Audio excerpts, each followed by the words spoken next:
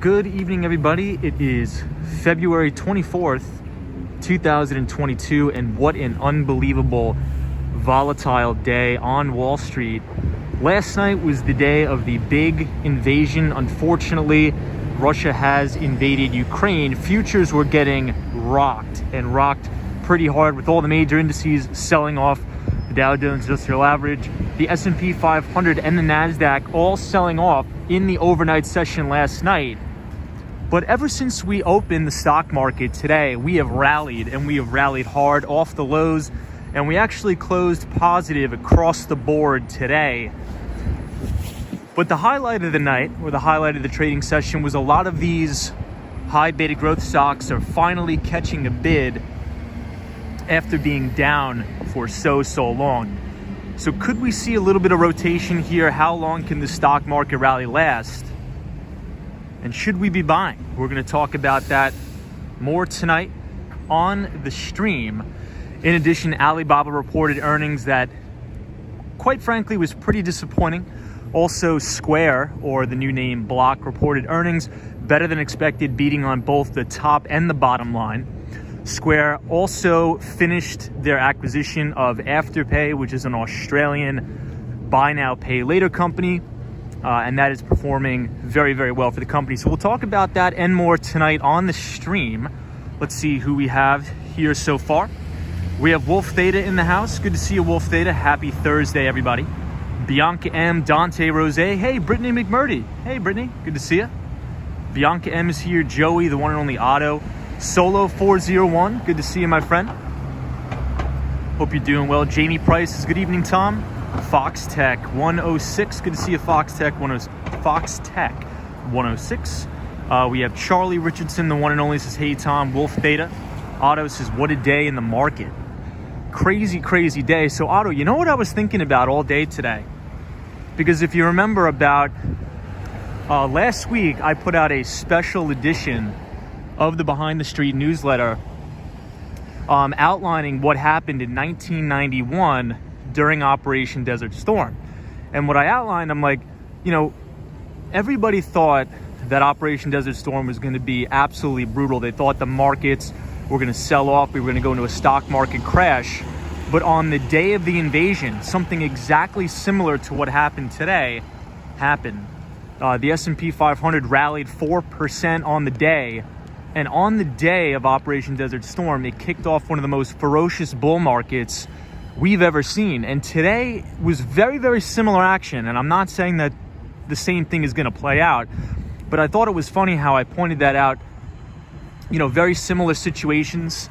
I think, in times of war and in times of crisis, that's usually when markets bottom. Carol Reevy says, hello, Tom. Good to see you. Bianca M says, Russia is coming from Ukraine. Yeah, it's horrible what's going on. Just let me adjust the camera real quick. Hold on. Okay, this should be better. Carol Reevy, good to see you. Hey, the one and only Sarah G says, hello, Tom. Walks on Wall Street. Good to see you, Sarah G. Samantha J says, Jesus is Lord. Everybody pray for those in need. Absolutely. Wolf Theta says, I'm thinking tomorrow will be the same thing, says Wolf Theta. Yeah, we're definitely going to have to watch the market. Hopefully we get another day tomorrow where we rally pretty strong. One day does not change the overall course of the market, but today was definitely a defining factor for the market. A lot of buying, a lot of volume coming in. Hey, Jay says, hi, you're near my house. What's up, Jay? Good to see you. XOXX Bob is here, says, good evening, Tom. Good to see you, Bob. Fox Tech 106, good to see you. Otto says, got your newsletter, Tom. Thanks, I am learning lots. Appreciate that, Otto. Thank you so much. Check your spam folders if you have not received the Behind the Street newsletter. I did send it out to everybody late last night, so you should have it in your inbox today. Triple G is here, the one and only. Open Neon says, where are you from, Tom? Oh, where are we now? Sorry about that. So we are very close to New York University, St. Mark's Place, but we are walking up to Astor Place. Hey, Photos from Around New York says, Tom, good call with the historical review. Thank you, photos. Yeah, I mean, we'll see photos from around New York, what happens, and see if we get more follow through with this market tomorrow. But markets are very, very irrational. And usually, if you guys remember the stream we did last night's stream, well, part 2 of last night's stream was crazy. You should have seen the amount of people in the chat. It was, and it was a really hectic time, obviously, because in real time, Russia was invading Ukraine. But 9 out of the 10 comments were sell all your stocks, sell everything, panic, fear, a lot of spamming, a lot of craziness. And I'm like, yeah, that's usually the sentiment when markets at least find some sort of bottoming action. Vinny Castellano, the one and only, good to see you. My friend from Staten Island is sending love and prayers to Ukraine. I am as well. Wolf Theta says, Tom, inflation high means low market, low inflation means high market. Interesting thought there, Wolf Theta. Sarah G, good to see you. Hope you're well. Valentina says, hello, Tom. Hope you're having a good night. I'm having a really good night. It was a busy day today. Very busy. Sarah G says, adapt and be proactive. Agreed, Sarah G. Good to see you. What else we have in here? Yeah, Bob says, Manhattan looks dry tonight. It's freezing tonight, guys. I am freezing, and it's supposed to start snowing, actually, in a bit. Triple G, good to see you. Hope everybody's well.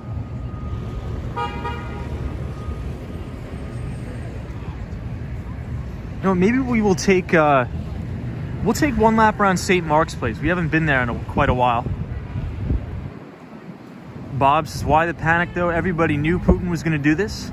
Yeah, Bob, I was actually on the side that thought he wasn't. I was wrong on that one. Triple G says, I am good. Thank you, Tom. Hope you're doing well too. Michael here says, we in the building. What's up, Michael? Good to see you. Leon is here. The real world says, it better not snow. Photos from around New York says, slight snow, no accumulation. Hopefully. Jonathan France, the one and only, says, good evening, Tom and company. How is everybody? DJ is here. Says, what's up? Roy S. Good to see you, Roy. Hey, Jonathan Richards. Welcome to the stream. So we are down near the IBM Watson building. And as we talked about, IBM Watson sold off their healthcare division. But what we're going to do tonight is we're going to take a quick walk around St. Mark's. We haven't been here in quite some time. We're going to cover Square's earnings report, or the company's called Block now, and Alibaba. And Alibaba reported a very, very disappointing earnings report. I believe their revenue growth only grew at 10% year over year. And if we look at historical trends, that was the slowest revenue growth in company history since 2004. So not too good news. The only bright spot, if you want to call it a bright spot, was their cloud computing division. And even that had decelerating growth. But, we've covered this on the stream, and, investing in China carries its inherent risk, obviously due to the CCP and regulatory scrutiny. And I think I've said many times on the stream that, if China wasn't communist, the tech companies in China would be flourishing just as the United States counterparts are. So a lot of these Chinese tech companies are trading at severe discounts to their American counterparts just because of the risk. Hey, photos from around New York says 4th Street St. Mark's was the home of Alex Hamilton's wife / widow. Very cool. Hey, Edson is here. So good to see you again, Tom. What's up, Edson? Good to see you. Bernie Williams. Hey, long time no see, Bernie. Says, hey, Tom. Ken Kramer says, hey. Ken, what are your thoughts on today's market action? I was talking to one of my buddies who runs a hedge fund out of Chicago today, and he messaged me the same thing I was thinking. He's like, this could be the Gulf War all over again in terms of market action. Hey, Razzle Dazzle 786 says, hey Tom, congratulations on 12,000 subscribers. Yeah, everybody, we did surpass 12,000 subscribers on the channel, so thank you everybody. It's been an absolute blast. hanging out with everybody each night on the streams. I appreciate it. Emilio J, the one and only, is here. Good to see you. Sarah G is doing well. Kind of sad about Ukraine, but I think I just transitioned into work mode. Dino says, good evening, Tom. Good to see you. Charlie Richardson says, it's really amazing how the world events have a huge impact on the financial markets. Yeah, and I think the markets today sort of realize that. Think about the Russian economy and the Russian GDP in relation to that of the United States and even other countries in Europe, right? It's pretty insignificant. Well, I shouldn't say insignificant. Obviously, in terms of energy, big producer of energy, oil and gas in Russia. But if we look at the grand scheme of things, you know, if you just took the Russian economy away from the world, you know, we would still be functioning. And I think the markets may have accounted for that, but Russian stocks fell off a cliff. I mean, absolutely got walloped. I think down 50% in US dollar value. So things are definitely not going well over there. Also, the Russian ruble is getting hit big time. And I believe Biden had an emergency meeting. I was at work, so I couldn't listen to his speech today, but I believe he is signaling to everybody that, you know, the United States as well as G7 countries are going to impose extreme sanctions on Russia. But was anybody able to watch Biden's speech? I was not able to. Hey, Juan Suarez is here. Good to see you. Dino says, Tom, Texas has a higher GDP than Russia. I heard that somewhere. Don't have a link for the source. Yeah, I think the GDP of California is much bigger than some countries, and New York as well. Vinny Castellano says, Tom, he has no clue what he's doing. I think I have to agree with you. You know, I was reading an article, I'm not sure how credible it was though, but it says that some top Russian commanders are actually saying that Putin may be losing his mind a little bit and actually going crazy. Because it's interesting to see the contrast on the ground in Russia and then what anti-war protests popping up all over Russia. So it seems it's just like as if just the Kremlin is the one who's starting the trouble and just the regular people on the ground, you know, don't want any part of it. But unfortunately, that is usually the case. That happens. But hey, Miguel Gonzalez is here. Hey, my friend Miguel. Dino says sanctions never worked for 60 plus years with Cuba, says Dino. That's a good point. Ernest Martinez Jr. says don't believe that. Ernest Martinez Jr. says don't believe it, man. Yeah, I mean, you may be right. I mean, there's a lot of conflicting things going around. But good to see you, Ernest Martinez. Sabrina Fair, good to see you. Bernie Williams' RT News website was taken down by Anonymous. Yeah, so I heard that as well. So the notorious hacking group, the cyber group Anonymous, is waging war or cyber warfare on Russia as we speak. Pretty interesting times we have, guys. Ken Kramer says our foreign policy is a disaster. This administration is completely incompetent, says Ken Kramer. James Davidson says, good evening, Tom. Hey, James. So everybody, we are walking through St. Mark's Place down in the Village, and this is a very popular area for a lot of the college students that go to school here in New York City, most notably NYU or New York University. Hey, Kyle says, do you think that all of the negative price action is already priced in the market, or do you think we have further to fall? Well, I think today was a major bottom, if not an intermediate term bottom in my view.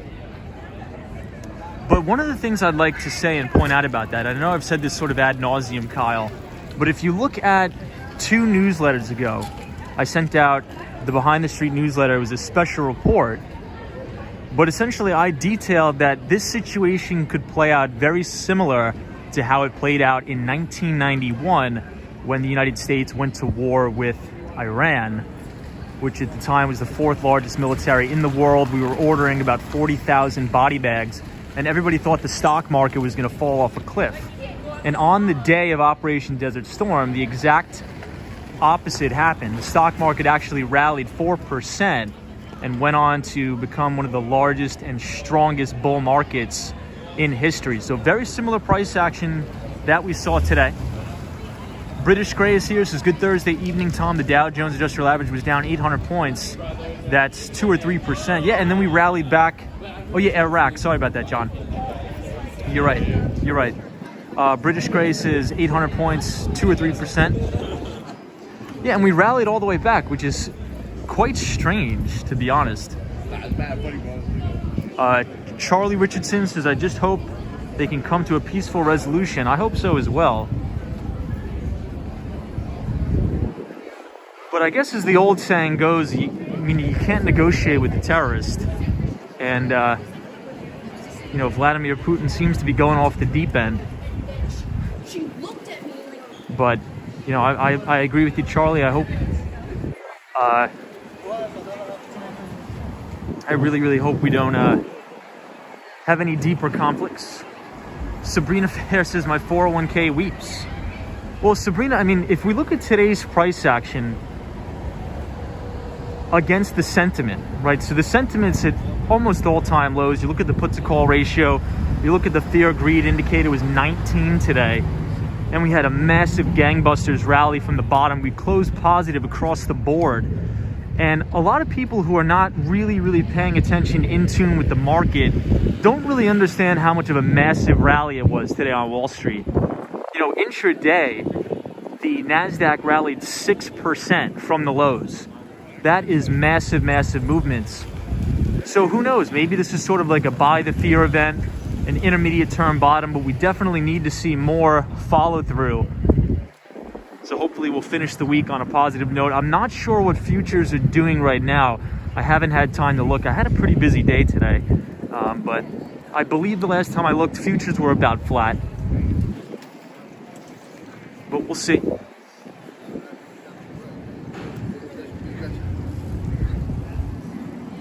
Hey, Stevens is here. Biden talked so weak and incoherent. It was so sad. Yeah, Steph, I wasn't able to watch it, but I heard a lot of conflicting things. I'm hearing about 50-50. Some people said it was really good. Some people said it was bad. Maria Castellano, good to see you, Maria, says, good evening, Tom. I watched the Biden speech today. M. Sign is here. Canyon says, are you too young to remember 10% swings? 10% swings on back-to-back days in 2008. Yeah, that's another very, very good point that Canyon Overlook brings up. In 2008, during the financial crisis, you had these unbelievable snapper rallies, and then the indices would roll right back over. So that is definitely something we need to watch out for. And usually increased volatility is a signal of a bear market. So we could definitely still go lower. 1 day's worth of price action doesn't define the market, but we are waiting for the follow-through day, which we have not gotten yet. But today's price action was positive across the board. But as Canyon points out, in 2008, you had plenty of days that rallied even 5% and then rolled back over. So that's a fantastic point. Fantastic point there. Triple G says, Tom, all futures red, not deep red. But hey, Raul M is here, says, hello, Tom. Is Fed going to slow on the rate hike now? So I was watching, and I think they had one of the managing directors, I forget which bank it was, due to all of the supply chain havoc that this Russia situation is going to cause, the Federal Reserve may kick the can down the road even further. I don't know if that's going to happen. I guess we'll have to find out in March. Hey, Dutchman says, hey, Tom, good evening. Did you see the article from warning about the deadbolt ransomware affecting Bitcoin accounts? I did not see that article. If you want to put it in the chat, I'd be interested in reading it. Crazy Otto says, it's really too bad that Putin seems to be the only major world leader with the sack, Cesaro. Sabrina Fair, good to see you. Maria Castellano would be happening. Jonathan. Raul, good to see you.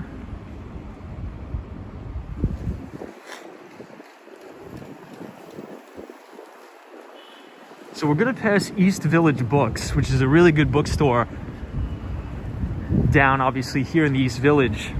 And one of the reasons why I like it so much is because they get the vast majority of their books from old estate sales and things like that from around the city. So you can think about in the Upper East Side. So a lot of old antique books, a lot of old finance books. You can find a lot of rare gems there. It's a great place. If you're ever in the city, you should come down here and check it out. It's in between First Avenue, down here in the city. Hey, Horatio is here. Says, take us to Grand Central, Tommy. Good to see Horatio. Alex Lopez is here. Says, I see a lot of graffiti in the streets. Good to see you, Alex. Hope you're well. Steve says, send Ovechkin back to Russia. Gretzky would agree.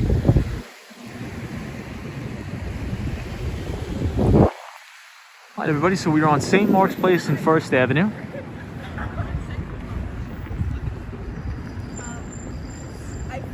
Seems to be a lot of people out here on Thursday night.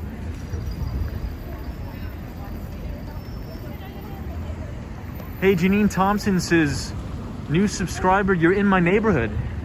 Well, this is a fantastic neighborhood. It's one of my favorite places down here. But thank you for joining the streams. Thank you for subscribing. And I hope you're having a good week so far. Everybody, tomorrow's Friday. It's going to be quite a nice relief. It was definitely an action-packed week, an eventful week between the Russia-Ukraine situation. We had a lot of notable earnings reports, extreme swings in currency markets, as well as a very disappointing day in Chinese earnings. Alibaba missed on both the top and the bottom line, and it had their lightest revenue quarter since 2004. So here we are. East Village Books is one of my favorite bookstores. And I think the reason why I like it so much is because you could find so much rare stuff in here. And you could walk in here with like a $10 bill and walk out with a bunch of stuff. A bunch of awesome stuff. Hey, Brian is here. Says, hey, Tom and everybody. Good evening, Brian. Hope you had a good Thursday. Hey, our one and only Juan Bueno is here. Good to see you. The Real World says, love the cold, but not the snow. I agree. So supposedly it's supposed to start snowing at around 9:30 tonight. Hopefully it doesn't, but we'll see. Hey, Bernard Friedman says, what's up, Tom? What's up, Bernard? Bernard's joining us from the one and only Florida. Sanjib says, hey, how are you? I don't use Discord. That's all right. If you ever do want to join, though, we finally, after much anticipation, we do now have the Walks on Wall Street Discord channel up and running. So if you look in the links in the description, everybody, feel free to join in on the Discord, on the Walks on Wall Street Discord, where we talk about all things finance.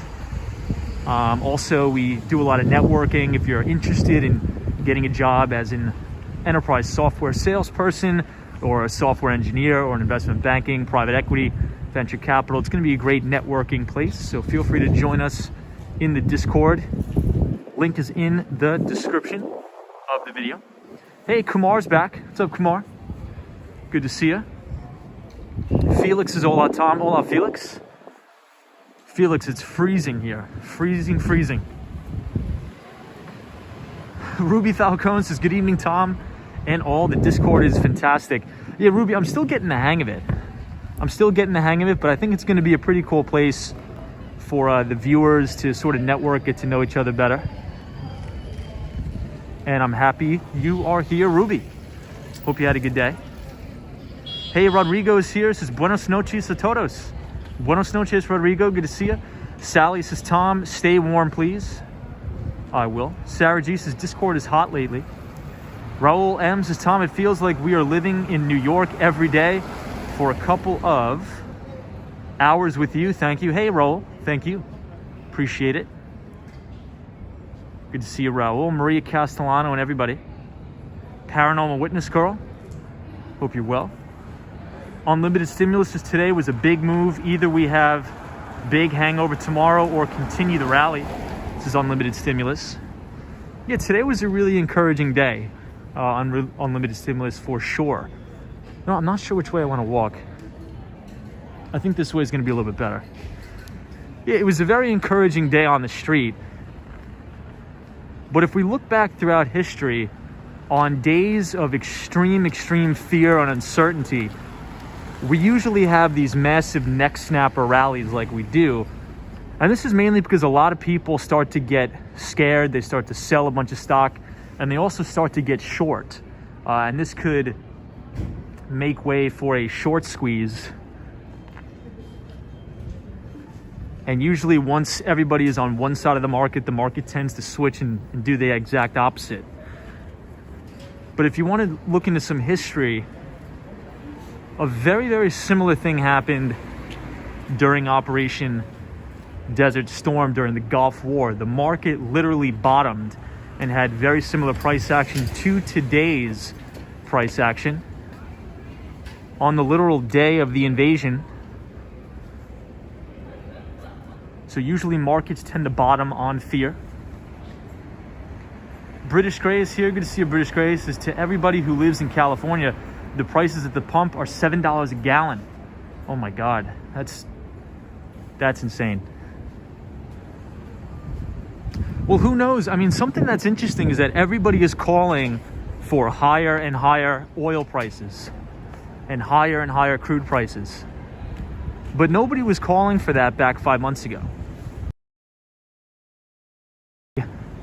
Signaling that everybody wants to pile into this energy trade.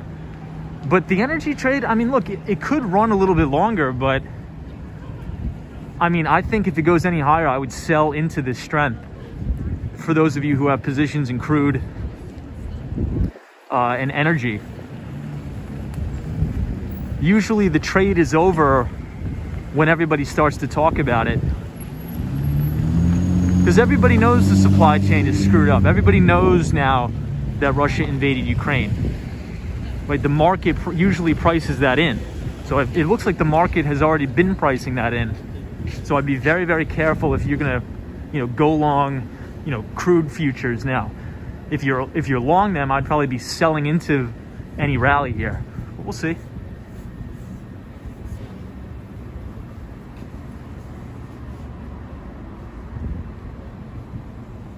Kumar says such a big amount being taken out of equities by institutions. Are they just going to sit in cash? Well, yeah, there's one thing that I like to say, and there's actually a pretty good interview if you guys want to check it out. The podcast is called The Compound. And The Compound, they actually film it right here in New York City. So if you want to go on YouTube and search The Compound interview with Thomas Lee or Tom Lee,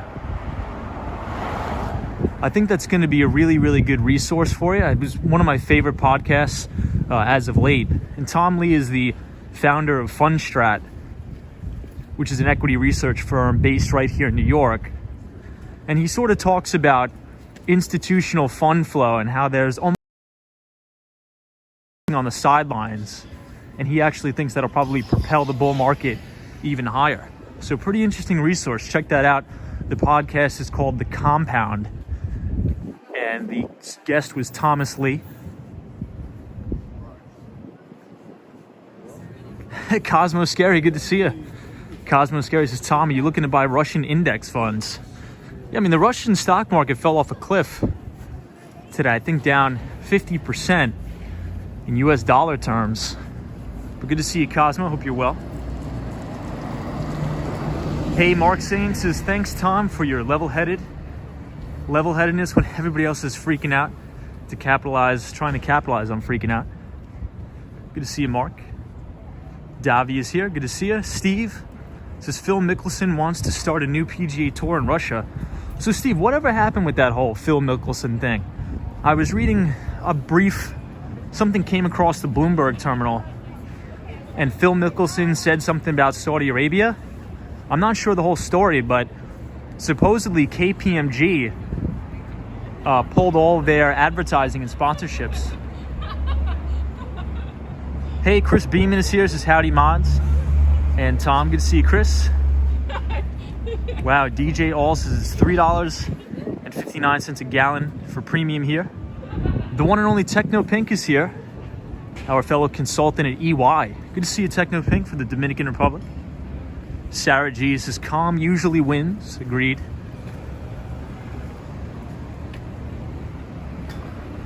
Okay, so now we are walking back towards Astor Place. This is 2nd Avenue in St. Mark's.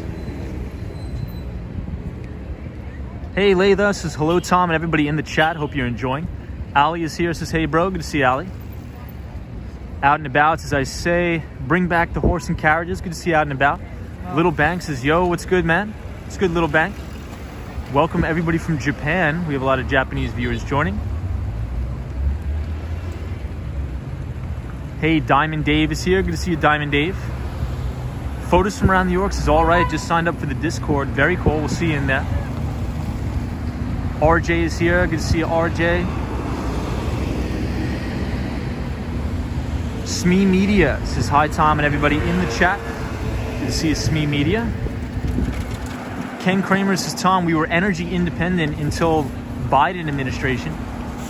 That is true. We were energy independent. Kilo Whiskey Juliet says you're near the Ukrainian national home, says Kilo Whiskey Juliet. Good to see you.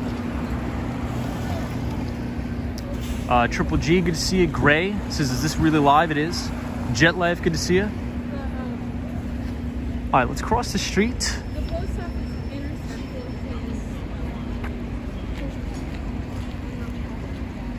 his... Ray Legend, hope you're well. So we're gonna walk back down St. Mark's, and then we may walk up, we may actually go to Washington Square Park tonight. We haven't been there in a long time. And I think tonight is a pretty clear night, so we're probably gonna be able to see the World Trade Center lit up beautifully.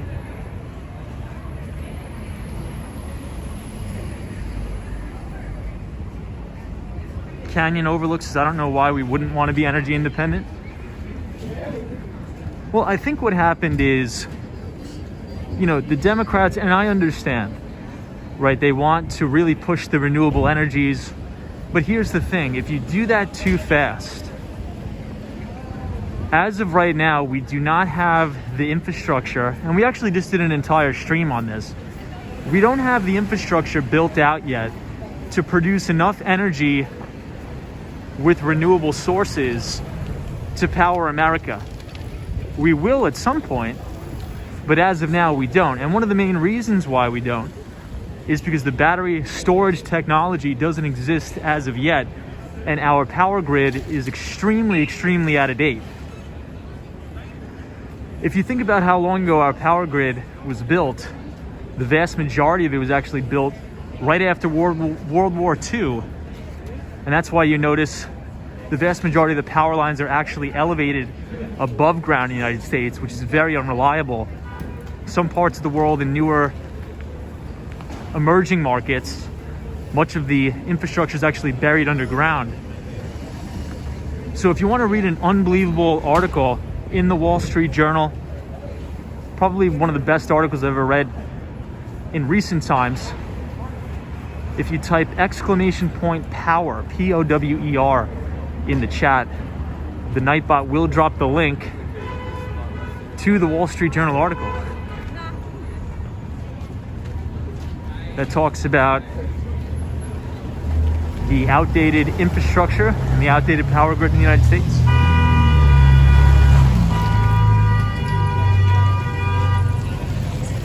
So they're already putting the salt down on the ground. Supposedly we're supposed to get some snow. Hopefully it'll pass by.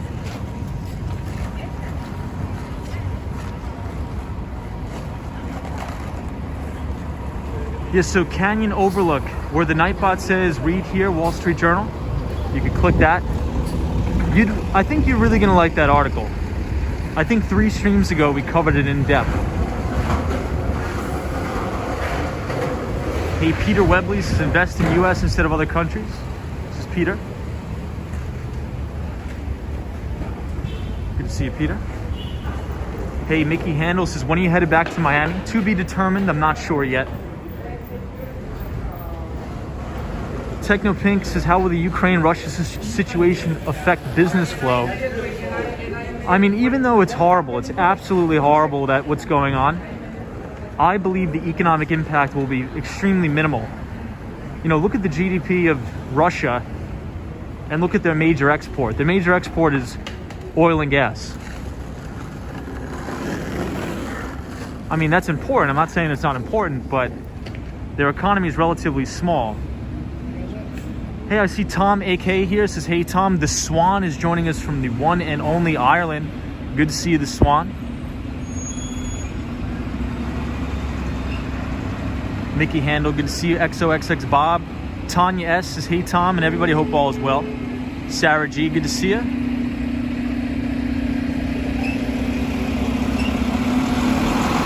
We got the sanitation vehicles out.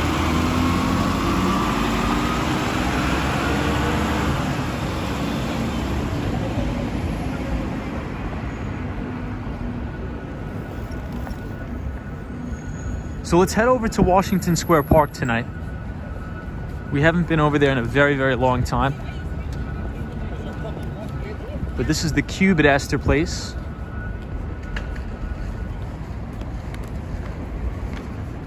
But if you guys are enjoying the stream so far tonight, feel free to leave a like on the video.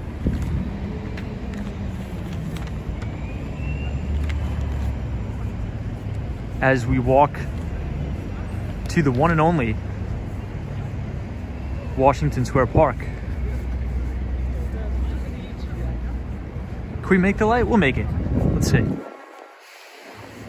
Hey, Paranormal Witness Girls, just take a walk to Bryant Park. We may head that up that way tonight. We definitely may head up that way. Andrea's A says Washington Square Park is always a fun vibe, especially in the summer. It's really, really fun in the summer.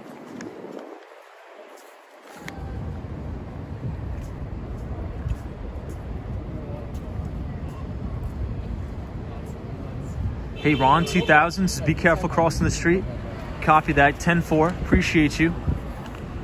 Frank Gonzalez has joined the best streaming ever, relaxing and educational. Saludos, Tom. Hey, Frank. Saludos to you. Thank you so much for being here. We appreciate it. And I hope your day is going well.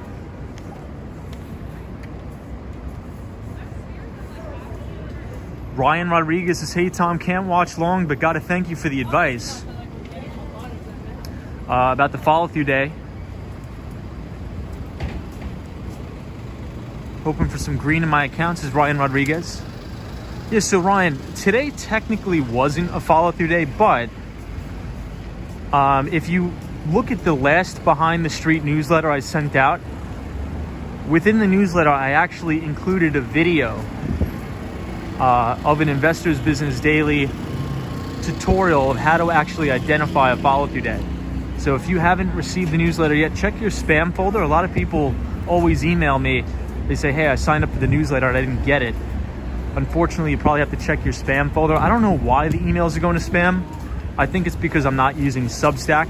I'm using Review, which is actually a company that Twitter just recently acquired.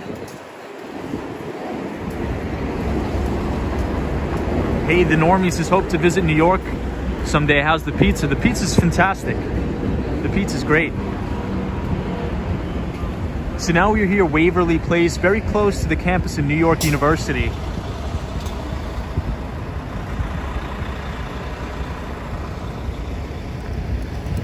So you cross the street. But one of the things I wanted to mention really quick, because a lot of the times on the channel we'll talk about, you know, the major tech companies in the United States. And mainly I say, let's focus on the cloud computing growth, because I think that is going to be an exponential growth trend going forward. So we think about Microsoft's Azure Cloud Unit, we think about Amazon AWS, and lastly, we think about Google's Google Cloud Unit. But I think additionally, you know, even though these are big American companies that are very, very successful, I think it's important to think about the Chinese counterparts as well. And we had a big piece of data come out today from Alibaba. They reported earnings, pretty disappointing earnings report. to be honest. Alibaba grew their revenue by 10%, and that was the slowest year-over-year revenue growth since 2004. So the slowest revenue growth since 2004. And let me just tell you something. Alibaba should not be growing that slow, especially being that they're in China, which has the most booming middle class in the entire world, or I should say the fastest growing. But the reason is there's way too much regulatory scrutiny from the CCP, which is the Chinese Communist Party, which stifles innovation. It kills capitalism. You know, I said if Alibaba was able to operate under the same rules and regulations that we have here in the United States, it would absolutely truck over Amazon. But, you know, that just comes with the risk. So whenever you try to or think about buying Chinese companies, you know, just know that it's going to come with that added risk. And that's why usually these companies tend to trade at a little bit of a discount to their American counterparts like Amazon, Microsoft, and Google. Hey, Sunshine New York is here. Good to see you, Sunshine New York. We're here at New York University. You know, and we might as well pass by the Stern Business School while we're here. Always one of my favorite places to stop by.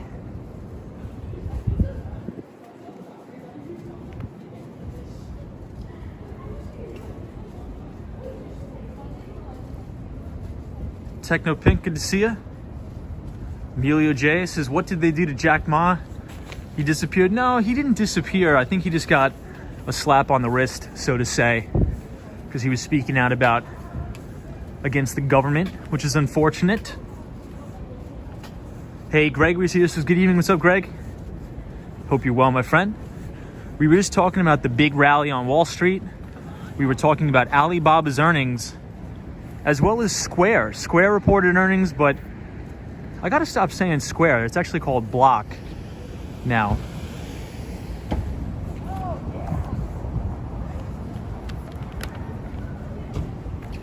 But Alibaba missed on top and the bottom line. So the revenue came in at 242 billion won versus 246 billion expected. So missing on the top line, also missing on the bottom line. EPS came in at 16.87 won versus 16.18 or 16.97 expected, and that was a 23% or 23% year-over-year decline in earnings. So really unfortunate for Alibaba. You know, if you guys remember correctly, last year I was long Alibaba, and I sold it for tax loss selling. Was not happy with the earnings reports, and I'm glad I sold it because not liking this earnings report that just rolled by. Hey, EBITDA is here. Good to see EBITDA. So EBITDA, we are directly outside of the NYU Stern Business School, and one of my favorite professors of all time is Professor Damodaran. He's actually considered the dean of valuation.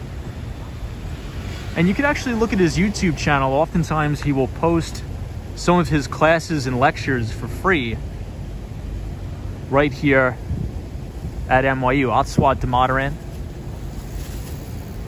He's considered the dean of valuation.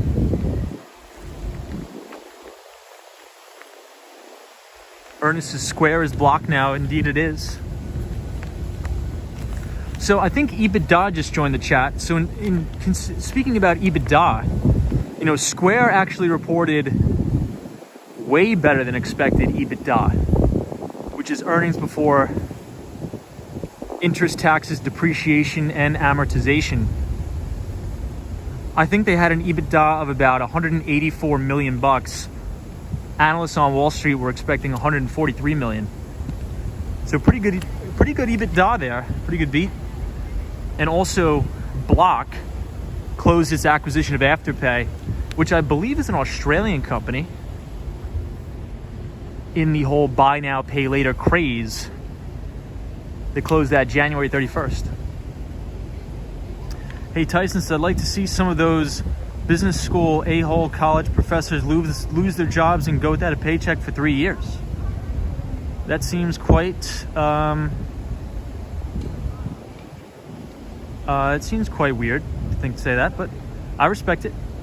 Eyeglass Lady says, good evening, Tom. I looked up the Billy Joel song you talked about, Vienna. I can actually very familiarize with it. Yeah, it's a great song. Vienna is a phenomenal song. Love that song, Vienna, by our pal Billy Joel. Sarah G, good to see you. Chris Beeman. EBITDA says, Walks on Wall Street, what was your thoughts on today? I'm thinking it is just the start of a bigger rally. Well, it's definitely possible, EBITDA. I'm starting to draw similarities between today and what happened during the Gulf War. And EBITDA, I think you are receiving the newsletters, I believe. So 2 behind the street newsletters ago, I said, look, if Russia invades Ukraine, we could see a similar situation to what happened in 1991 during the launch of Operation Desert Storm, where we actually have a market bottom and a major rally on that day. So if you guys want to check that out, I wrote a piece about it. So if you type !news, NEWS in the chat, if you just punch in your email, you'll actually receive a weekly financial update from me. First link in the description. So it very could be a start of a new bull trend, but I think tomorrow is going to be the most telling to see if we have additional follow through. But I hope you had a good day today, EBITDA. Man, it's freezing out tonight. So now we are right outside of Washington Square Park. EBITDA says that plus the market took a big beating in January. I wouldn't be surprised if it took a breath. Very true. Hey, DW says Iraq was not nuke power. Good to see you, DWG. Dana Thompson says, good evening. Hey, Dana Thompson. The Swan says, Tom, I thought I was mad when I said Russia was going to war against Ukraine. Yeah, I thought they weren't going to do it. Smee Media says, weather says wind chill is 25 in New York City right now. It sure feels like it. My hands are freezing.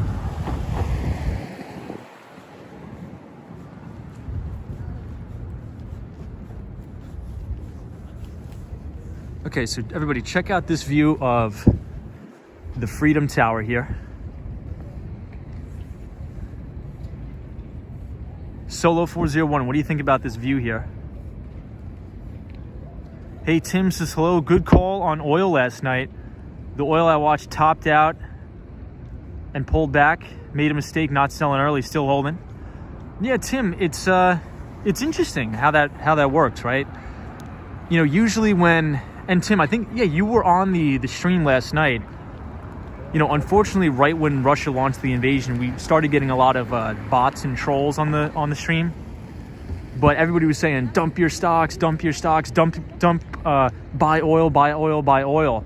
And I'm like, okay, this is probably going to be the exact opposite of what's going to happen. The market's probably going to rip faces off tomorrow, and oil's probably going to sell off. You know, that's just how market psychology works. I'm not saying that's going to be sustained. Could we definitely go lower? I mean, could we definitely go higher in crude? Of course, absolutely. But I think if you're already long, I think you have more asymmetric risk to the downside as opposed to, the upside as opposed to the downside. So I think if you're long energy, I think any rally, you should probably be selling into that and taking profits. But that's just us talking between friends. It's not financial advice. We're just hanging out. Hey, Eyeglass Lady says, you need touch-sensitive gloves. Went down to 25 degrees in Southern California last night. Really? 25 degrees in Southern California. That's crazy. That's crazy. Hey, Terry P is here. Good to see you, Terry P. Hey, Tom. Love the lights in New York. Thank you for joining, Terry P. Happy Thursday to you. Gummy Bear says, hey, Tom, is this Central Park?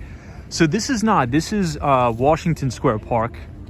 I know it's a little bit dark, so perhaps not as recognizable as it should be, but this is Washington Square Park right near New York University or NYU.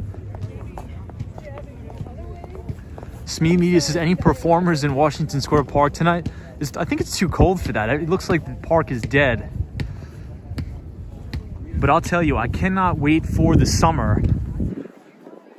For the people who have been original Walks in Wall Street stream members, you guys remember how wild it would get on the streams in Washington Square Park in the summer?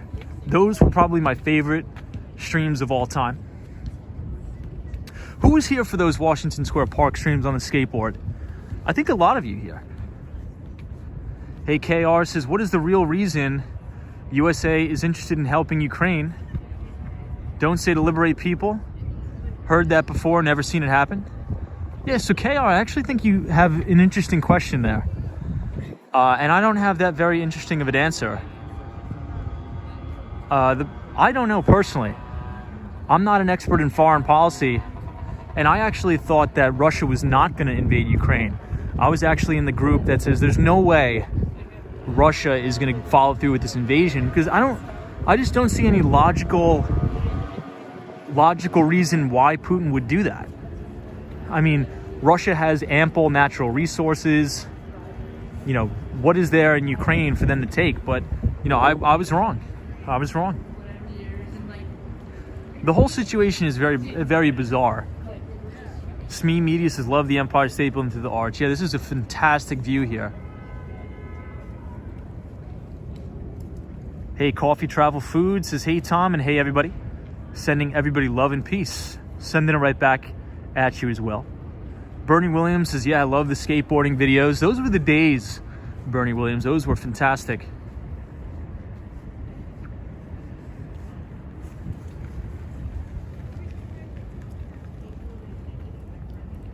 DM says, I remember the skating. I was concerned about your safety. I appreciate that, DM. Judy D says, what is the arch called? I'm not sure. I believe photos from around New York may know. Hey, Chad Tucker says, Putin land grab. Hey, Chad, good to see you. Sharon Lee says, yes, it's all about commodities. Hey, Luke Williams is here. What's up, Luke? Good to see you. Says, hi, Tom. How long have you been doing these live streams? I think we started about 8 months ago now. Barry Burst says, Tom, are you a Yankees or a Mets fan? I'm a Yankees fan, but I'm not too keen on baseball in general. Dana Thompson says, Tom, Ukraine is the biggest source of... Oop, just lost your comment. The comments are ripping by. Uranium and iron. Dino says, NYU graduates walk through the arch during graduation ceremony. At least they used to.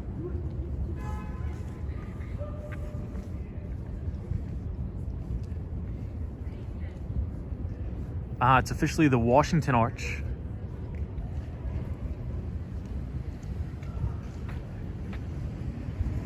Hey, Jay says, Tony Hawk would be proud. Good to see you. So I'll give you guys one more view of the Freedom Tower here, or One World Trade Center, and then we will head uptown. Tim says, each day I learn that I know less than I thought I knew, but Ukraine logic has nothing to do with it, just my honest opinion. Tim, I think I could take your comment and just say, agreed. Agreed. I have the same thoughts as you. Hey, Maria Castellano says, hey, Tom, thanks for going to the East Side. It's one of Vinny's favorites.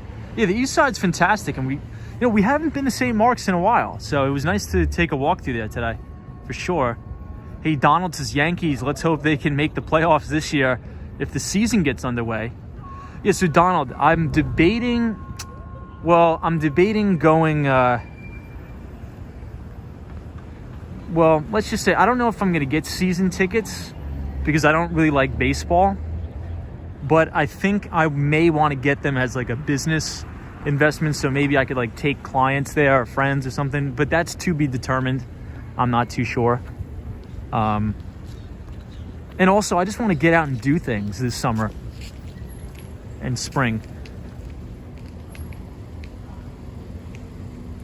Hey, Kumar says, oh, I see you're on the Brooklyn side. Nice to throw them around there. No, so we're still in Manhattan. This is right around 8th Street, Washington Square Park area in New York University. Hey, Ireva says you've only been live streaming 8 months. Feels like more than a year. So much has happened, I know. So when did we start? I think we started about that. Hey, Alexander says, hey, Tom, thanks for the newsletter. Hey, Alexander, I appreciate that. So, Alexander, what do you think about the new format? I'm trying to break up the longer paragraphs into shorter, easier to read segments, as well as put more infographics and video within the newsletters. Hey, Warwalk is here. Paranormal Witness Girl says, Tom, please stream Pier 17. We will. Hey, Marty Lewis is here. Says, hey, Tom and everybody. Good to see the village area. What's up, Marty? Hope you had a good Thursday today. Thank you for joining, Marty Lewis. So we briefly were talking about the unbelievable rally day across the board on Wall Street. And if you guys remember the stream from last night, the futures were getting rocked. We were down 2%, 3% across the board. You know, at one point, I even thought we were going to hit circuit breakers. But we have since reversed, and the NASDAQ rallied 6% from its lows to close positive on extreme high volume. So very similar, actually, to what happened during periods of war, most notably in 1991 during Operation Desert Storm. You know, we were down pretty big in the futures market, and then once the market opened, bam, it was off to the races, and that was the bottom. So we'll see if this is at least an intermediate term bottom, but we'll play it by ear. Very interesting market action today. Judy D, good to see you. Lodi says, hello from Orlando, Florida. Orlando's beautiful. I wish we had Orlando weather here in New York as we're crossing West 9th Street.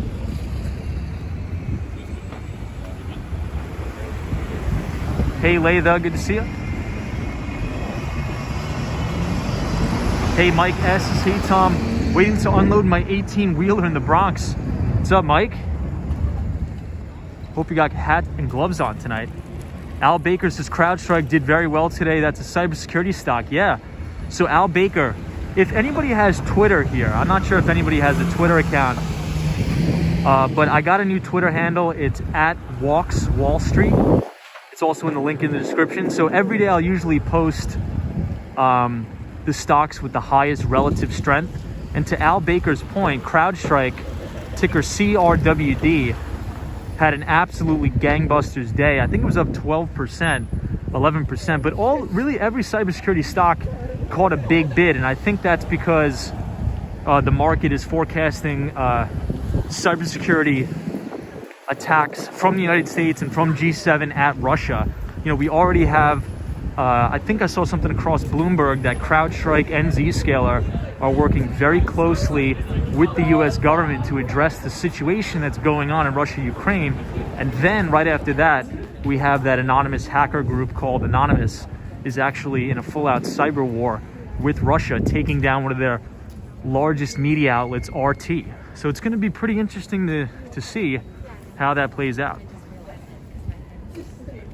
Hey, it's just the camera is back in New York City. Looks cold. It is cold, freezing here. Good to see it's just camera. Gummy Bear says, Tom, did you ever go to Studio 54? So I have not. I've never been to Studio 54. Triple G, good to see you.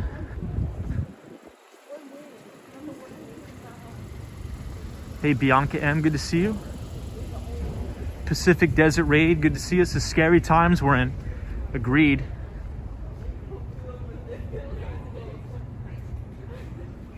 Hey, Ed Dunkel's in the house. What's up, Ed?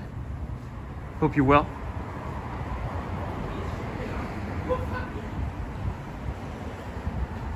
Alexander says, Tom, much easier to read the new format on the newsletter. The spacing makes a difference and graphics are awesome.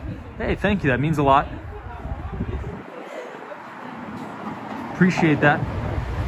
Cindy Foley's here. Laytha says, Tom was born in the 90s, so def no Studio 54. Yeah, I'm mid-90s. Mid-90s baby, so 95 to be exact. Hey, chat astronomers, the Zscaler ticker symbol ZS was up about 10% today. Yeah, so a lot of these stocks, the very high beta growth stocks that were getting pounded, these all had big rallies. Now, it could have been one of two things. It could have been a lot of short covering, or it could have been a lot of people getting long. And these stocks have actually now come down to somewhat reasonable valuations.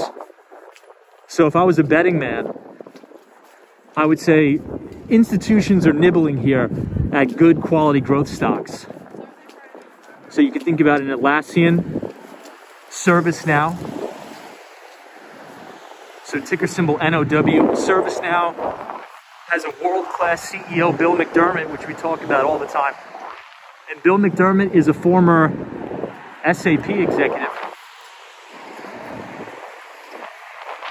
Beijing Charlie says Square is making moves, ticker symbol SQ, but now it's called Block. Yeah, they reported earnings after the bell. Better than expected earnings. Check this out, everyone.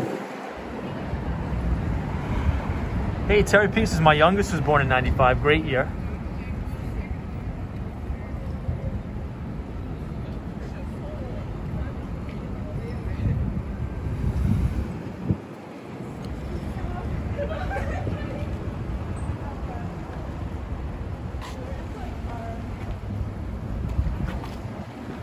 So if you look right across the street here, this is 5th Avenue and 13th Street, but it is the new school, very famous school,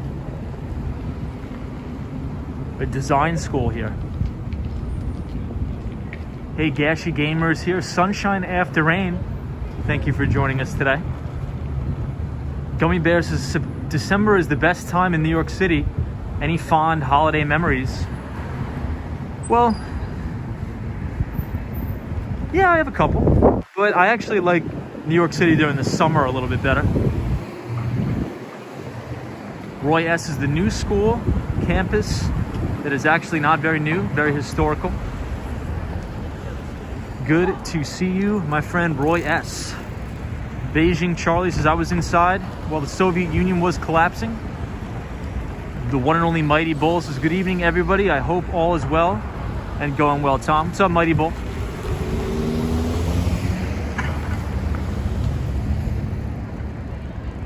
Rock Miller 3 says, greetings.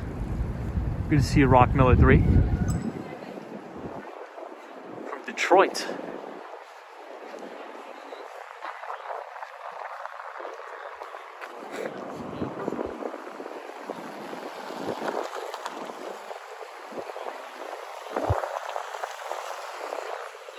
So check out the view of the Empire from here.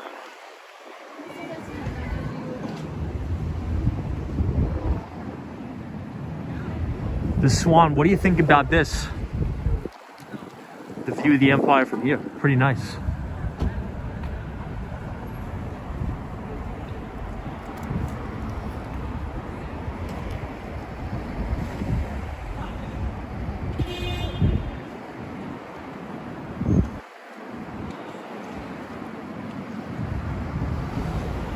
Bernie Williams says RT is back with no issues, claiming Anonymous declares cyber war against Russia. Yeah, so I think their American servers are still up, but their Russian servers are down, at least last time I checked. The Swans is fabulous, Tom. Yeah, the Swan, this is why I came this way. I knew you'd love this view here. So if anybody wants to come here in person on a trip or something, it's East 14th Street and 5th Avenue. Sharon Lee says most people are continuing to wear the masks. KR says, is the bank open? The ATM section is. Green Suburban says, hi Tom, please repeat your Twitter handle. Thanks and stay warm.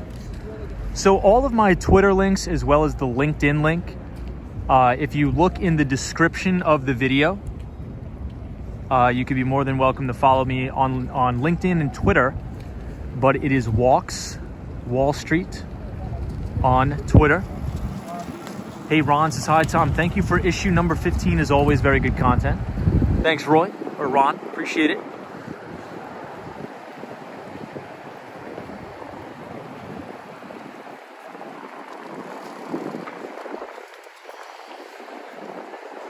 Okay, I'll give you guys one more look at the Empire, and then we'll make a left here.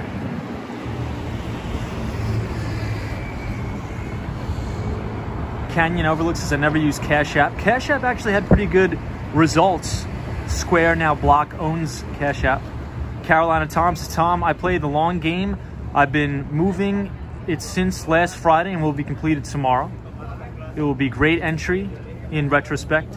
This is Carolina Tom. Good to see you, Carolina Tom. Hope you were well. Big rally day on the street.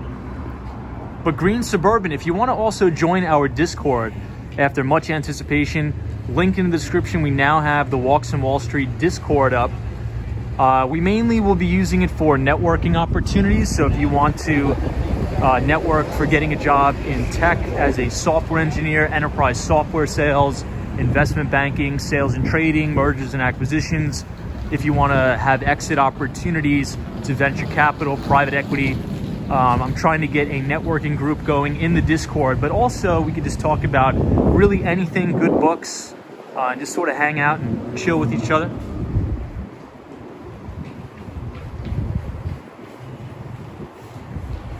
KR, good to see you.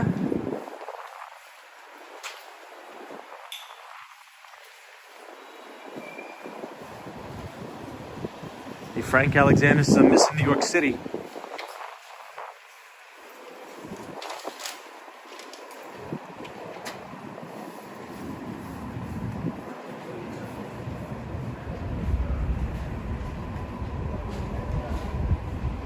Good to see you, Beijing Charlie.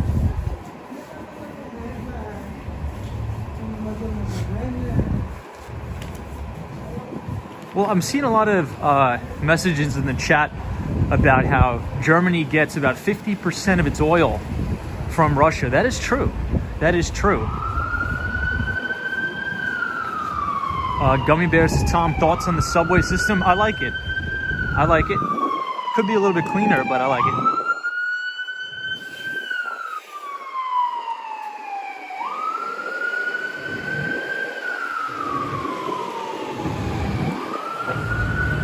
But Square reported earnings today, or Block as it's now called.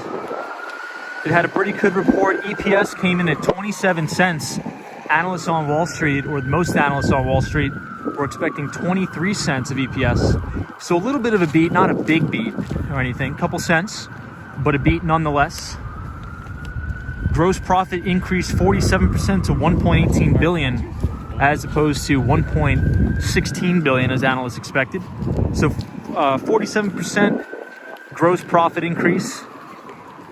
Stock popped big time after hours. And on an EBITDA basis, it crushed, absolutely crushed. So on an EBITDA basis, came in at about, I think, 184 million bucks. Analysts were expecting EBITDA to come in at 143 million. And EBITDA is the acronym for earnings before interest, taxes, depreciation, and amortization. Hey, this is the Whole Foods where I think Michael Williams works, right here. There's 620 people watching. Please smash the like button. Indeed, everybody, if you're enjoying the stream tonight, feel free to hit the like button. We got a Tesla over here.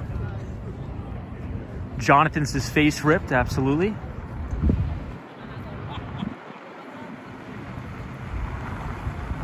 KR says, how much do you think that ambulance ride is costing someone? $5,000. Yeah, it's egregious. It's horrible. Yeah, I mean, you know, if you live in America, they say never go to the emergency room because it'll bankrupt you. Fortunately, but it is true. But good to see you, KR.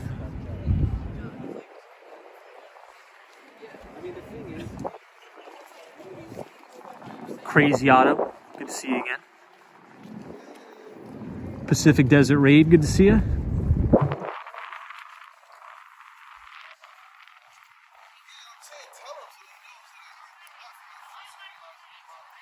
So now we are here at Union Square. We're going head further uptown. Roy says, Tom, no chess players. Yeah, Roy, I mean, it is freezing out. The temperature is really falling off a cliff here. The temperature is dropping faster than the Russian ruble. And I am freezing. I should have brought gloves. Hey, Gummy Bear says, I was at that Whole Foods today. I love the hot bar and the vegetarian meatballs. Ooh, that sounds good right now.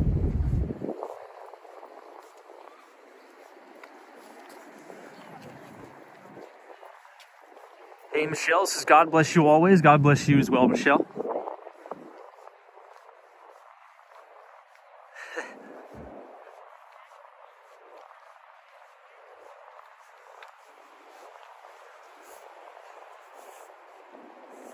You guys like that one? Appreciate it.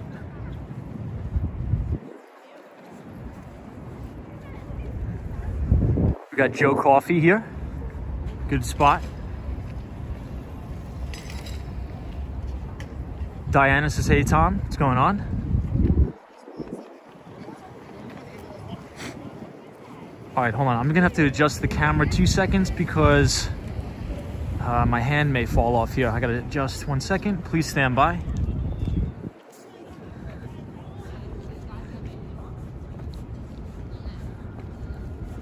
You know, a good place to come and do work is actually in this building right here. It's the Barnes & Nobles. Has anybody been to this bookstore?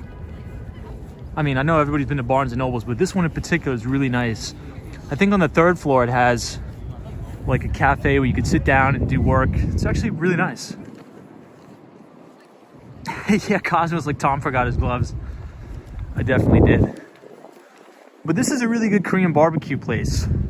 Barnju, very, very good. Good K barbecue.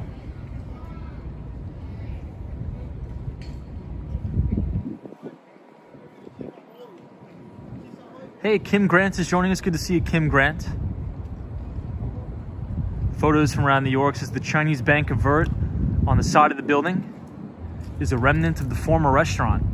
Yeah, so it used to be like a diner, didn't it?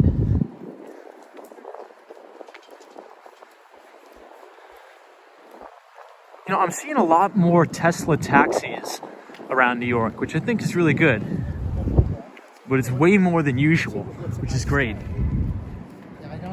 I'm very tempted to call a Tesla taxi, but I never really take a cab in the city.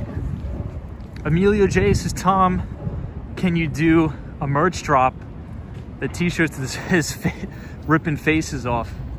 That's hilarious. Maybe, we'll see. I'll make a custom one just for you. How about that?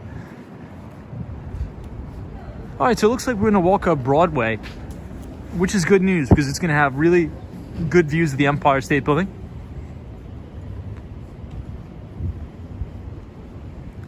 Yeah, Ireva says it's really nice to that Barnes & Nobles. Good couches, good coffee. Yeah, that one is, I believe, is like a flagship location at Union Square. It's massive.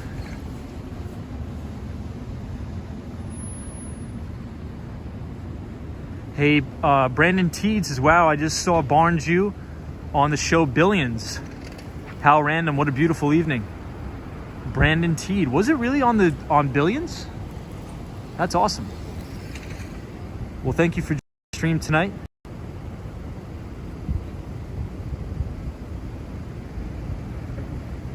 Maria Castellano says, Tom, if it's okay, I'll email a picture of our new granddaughter. Yeah, absolutely. Congratulations, it's phenomenal.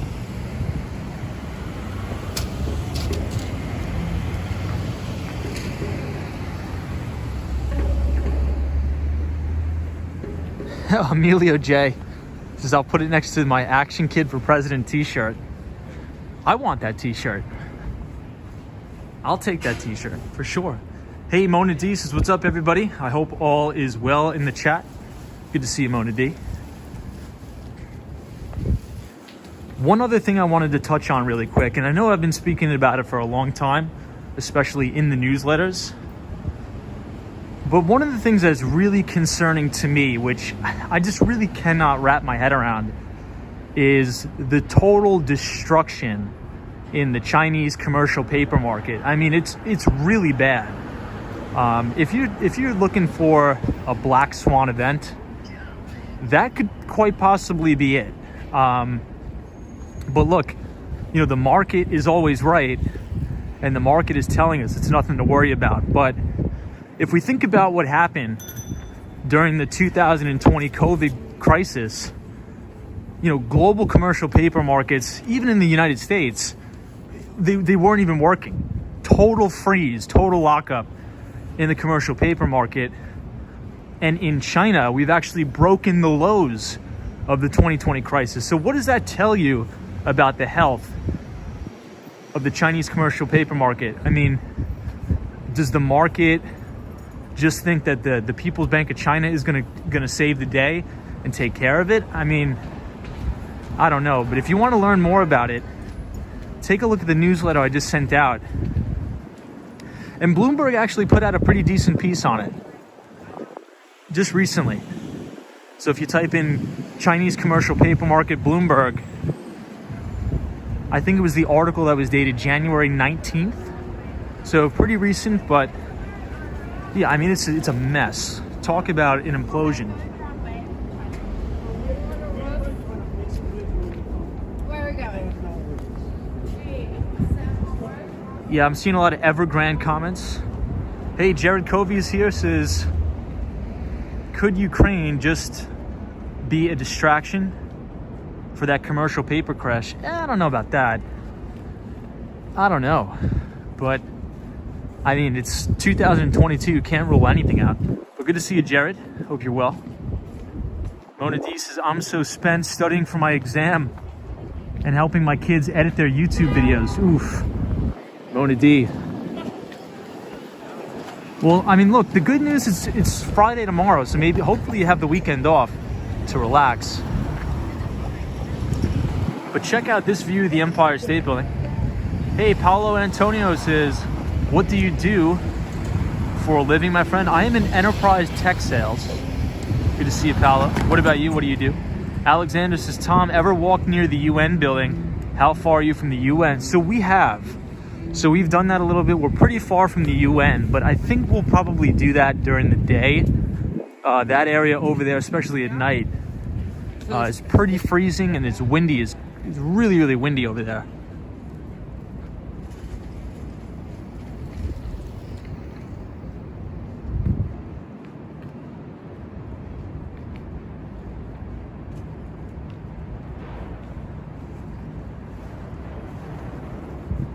So this is the view from East 22nd Street, looking uptown. Empire State Building looked great tonight. I sort of wish they had colors on the Empire State Building tonight, but it also looks really good with the classic white as well.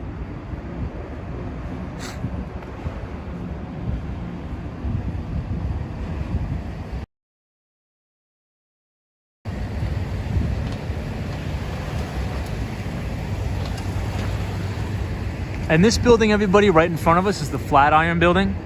But unfortunately, it's totally covered in scaffolding, which is a little bit of a bummer. But this is a very, very famous building here. Broadway, 23rd and 22nd Street.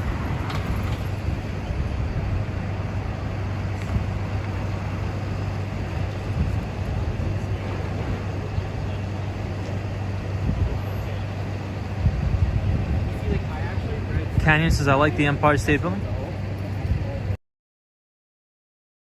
S says, have a good night, Tom, and everybody. Wonderful stream as usual. Thank you for joining. I appreciate it. Sharon Lee says, how safe do you feel walking in the streets of New York City at this time? I feel pretty safe.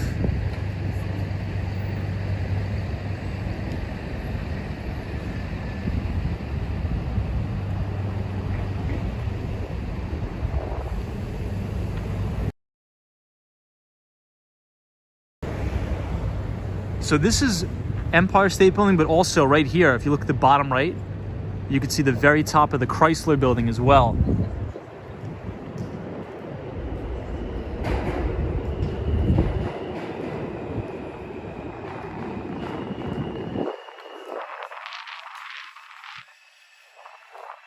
Hey, Joey says the sky is unbelievably beautiful.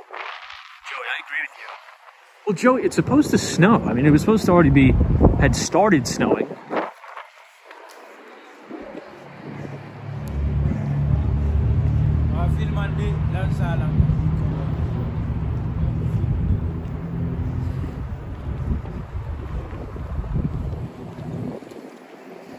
Hey, Frank Alexander says, Tom, are there any apartments in the Flatiron? So that I'm not sure. I mean, I think if Photos from Around New York is still in the chat, maybe he knows. He usually is a little bit more up to date with that stuff. Hey, Juan is here. Says, hey, Tom, wife just checked out your newsletter. She asked, how does he have time for all this information? Well, thank you, Juan. I appreciate it. I enjoy it. I love hanging out with you guys. I love writing. I love the financial markets. And I think it's pretty cool to go live and stream for everybody, meet a lot of cool people. I think you guys are awesome, so it's fun hanging out. Lil Bank says, this is your spot, Tom. Photos from Around New York says, what was the question? So a lot of people, Photos, are asking about the Flatiron building. Is there any apartments here in the Flatiron building, or is it all office space? I think it's just all office space, but I could stand corrected. Mr. Rhodey says, are we good company for you on your walks? The best. Joey Tomberlin says, I love your videos. Appreciate it.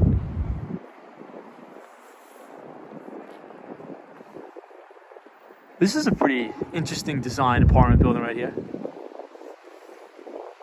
I don't think we have Lady O on the stream tonight, but this is one of Lady O's favorite places here, which is Italy, which is a great Italian spot. A little bit overpriced, but it's fun to go there sometimes.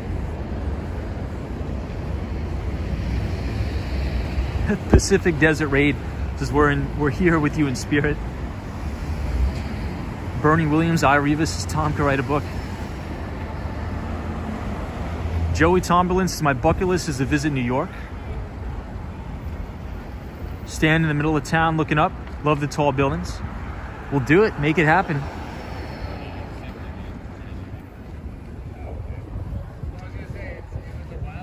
All right, we're going to cross here.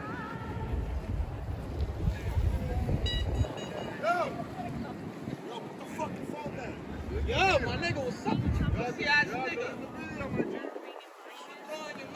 Maria Castellano says, nothing is better than mom and pop shops for Italian food. Good to see you, Maria.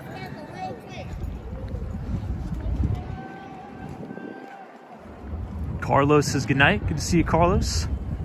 Carlos says, I like your English. Yeah, you know, I do oftentimes get a lot of emails say that a lot of people watch the streams to learn English. I think that's pretty cool.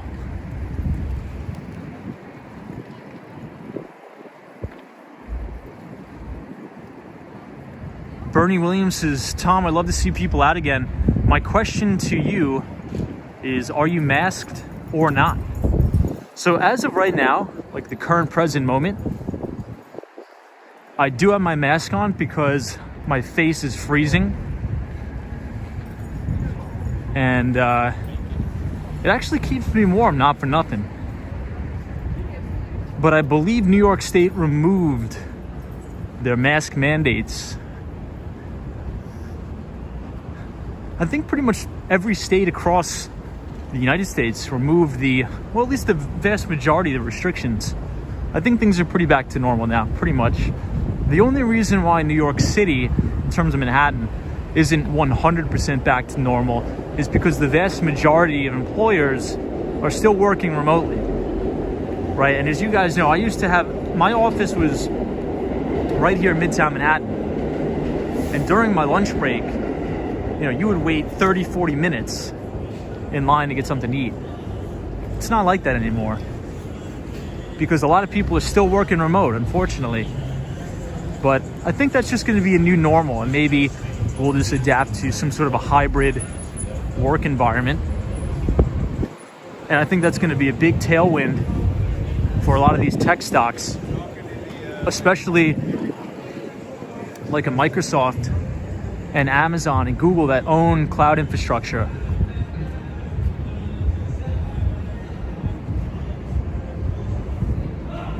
Bernie Williams says, I agree. Good to see you, Bernie.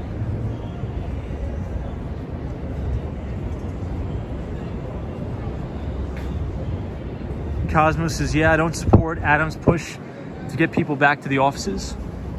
Yeah, I mean, Cosmo, I think I am in agreement with him on that. You know, we have a new mayor, Eric Adams, and he's really, really pushing to get people back to the office, which I understand, because if you think about the economy, at least in Manhattan, you know, the vast majority of people during the day that are in Manhattan don't live here. They're either coming from Long Island, New York, they're coming from the outer boroughs, from New Jersey, from upstate New York, Rockland County, things like that. And if these people aren't coming back into the office, that means they're not spending money going out to eat, not going out shopping at the local small businesses. And that's a big problem. And I think a lot of people don't understand that. So in that sense, I sort of agree with Eric Adams to say, look, you know, pushing a lot of these CEOs to say, get your people back in the office, because not everybody has the luxury of working for a major investment bank, working in IT, working at a major software company where we can work remote, right? Some people have to physically go to work every day, and we can't leave these people behind. So I think I do see his point for sure.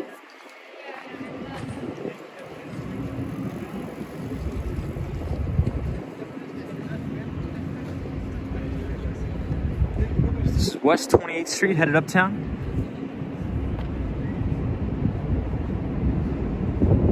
Yeah, Cosmo Scary says, I feel bad for the people that have to commute though. So did anybody know the Long Island Railroad is actually going back to peak fares starting March 1st? Has anybody heard that? Because ever since the pandemic started, to sort of help people save a little bit money, all of the fares were off peak. But now peak fares are back in session. Check out that view of the Empire. Yeah, Canyon says 2 weeks to slow the spread turned into 2 years. Paulo says, could you show your face? Yes, we can. Whiskey Kilo Juliet says, yes, that's true. Noel S, good to see you, Noel. Sarah G says, those iced coffees. Mike S says, some offices aren't coming back because remote working is more economical. Yeah, and a lot of it's more productive too. It can be way more productive.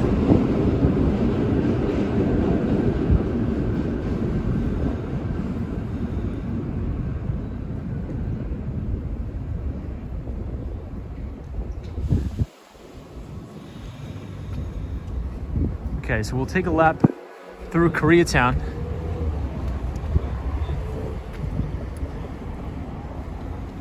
Destructionist is here. Good to see you, Destructionist. Sherry, Yvonne, it's beautiful views, and thank you for sharing. Appreciate you being here.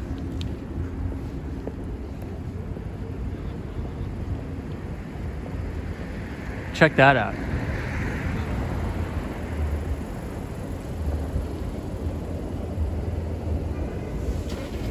Sharon Lee says, people have been really disciplined to work from home.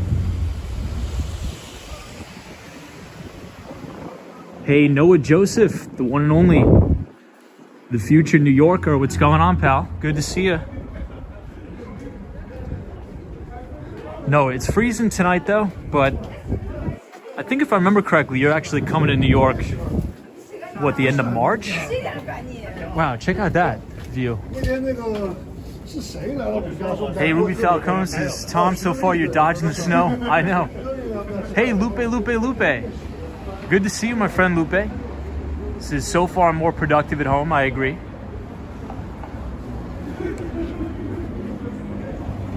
But good to see you, Noah, again. Thanks for joining. Noel AS says, look at that tower. I'm from Indonesia. Good to see you.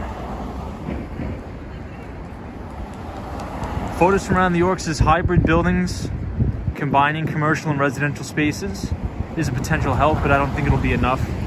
Yeah, that's why I've actually shifted course and have a little bit of a bull thesis on WeWork.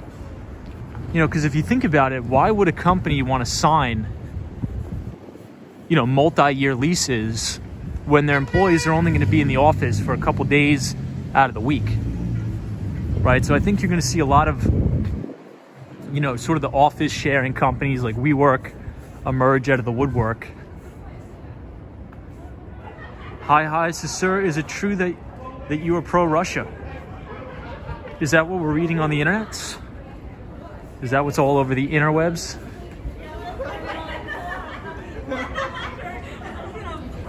Hi, is it true that you were pro-Russia? I was reading on the internet that you were. Hey, Tim says, Tom, appreciate all your positive and uplifting comments and those posters. Such great karma. Appreciate that, Tim. Glad to have you here, Tim.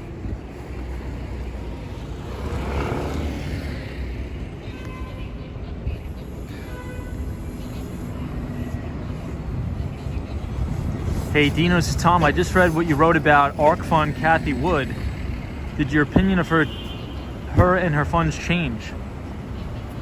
No, I think my opinions are the same. I think she's absolutely talented. Her research is top notch. But the thing is, you know, if you load up on a lot of stocks that are unprofitable during a downturn, those stocks are going to sell off a lot harder than companies that are profitable. And I think that's the point I was trying to make. And I think the reason why I wrote that piece about it is because I wanted people to really get an understanding of market psychology. So if you remember back a year ago, everybody couldn't stop talking about the ARC funds, but nobody could even name 3 or 4 stocks that were in those funds. And if they could name those stocks, they didn't have any idea what their revenues were. They didn't have any idea what their earnings were, even what products or services the companies sold. For example, Peloton. Everybody in the chat was like, Peloton. And then this thing is not even a profitable company and they let off 2,000 people. So the point that I was trying to make is, you know, when you have, you know, mainstream media in the news and all the newspapers and everybody talking about one thing, and they say, oh, she's the money tree, she's the money god, this is going to go on forever, new emerging technology, it's the best and brightest thing, it's never going to go down. That's probably when you know it's time to sort of start to scale out. And in an environment where interest rates are rising, companies that have no earnings or little earnings, their valuations are going to compress. So that's sort of why I wrote that piece, just to sort of make that distinction.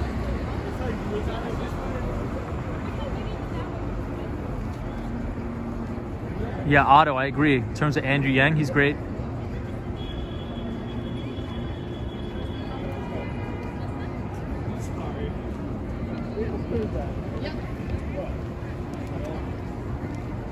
Lil Bang says, I read it on the internet, will never not make me laugh.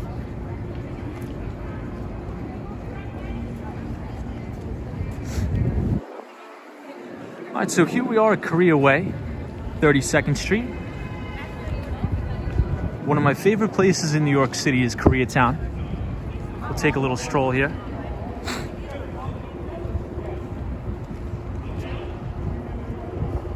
Hey, Pacific Desert Raids is New York City. It's looking wonderful tonight. I'll give everybody another shot of the Empire.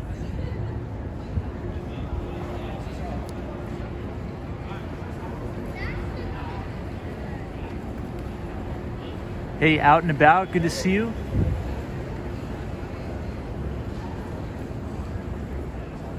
But Dino, to your point, I think that over the long term, a lot of Kathy Wood's picks are probably going to do really well. But the reason why I sort of pointed that out is because a lot of people, a lot of retail investors, you know, they'll just look at something on Reddit or watch CNBC and they'll be like, oh, everybody's saying it's going up. Jim Cramer's saying it's going up, so I'm going to buy it. You know, and they always buy near the top. And Dino, I'm not sure if you read the part of the article where on the main headline of Bloomberg, it was something along the lines of, you know, Kathy Wood, new nickname is Money Tree. And on the day they put out that article, that was the top in the stock market. That was literally the top on that day.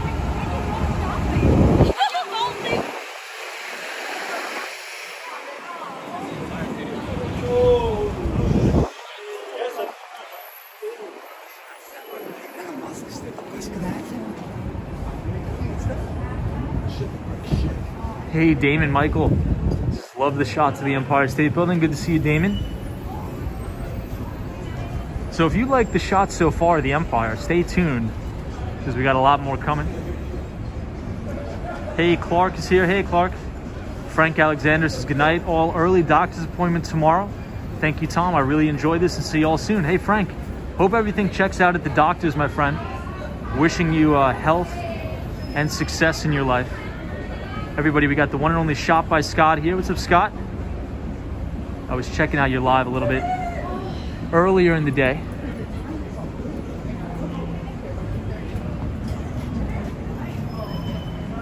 Hi. So, sir, who was your first subscriber? I think it may have been Sunshine After Rain. I think it may have been Sunshine After Rain. Hey, Jessica Rodriguez is here. Hey, Jessica. Says, hi, Tom. Just got home from work at the cold MetLife building.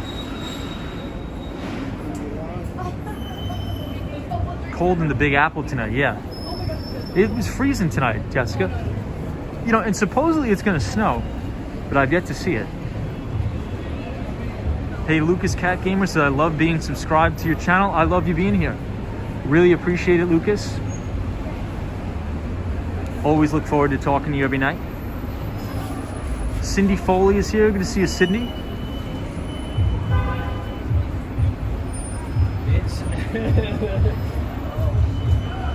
Amit is here. Says hello. Rivas, I think you may have been number like 5.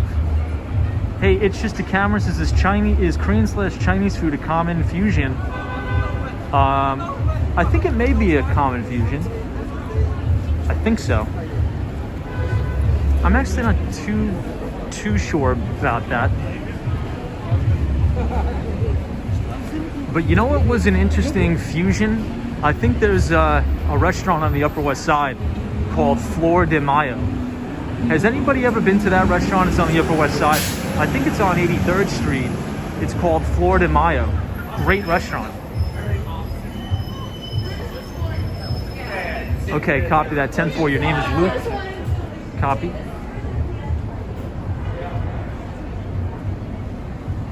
Cosmos is Cuban Chinese.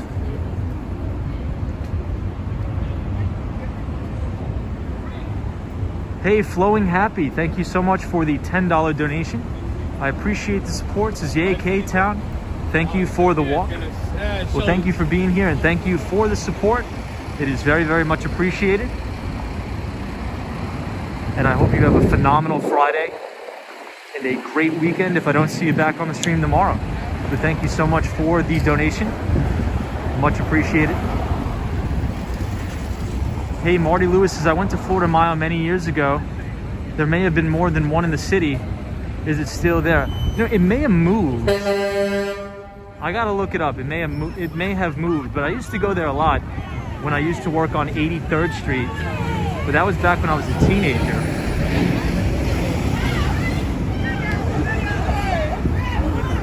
All right, so right here, this mailbox marks the spot of the greatest view of the Empire State Building in the city.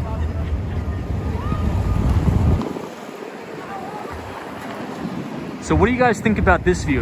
If you enjoy this view of the Empire, smash the like button on the channel.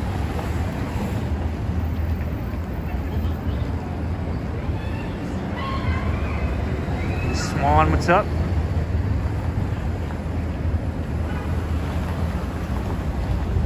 So Florida Mile, I believe, is a Chinese Mexican restaurant.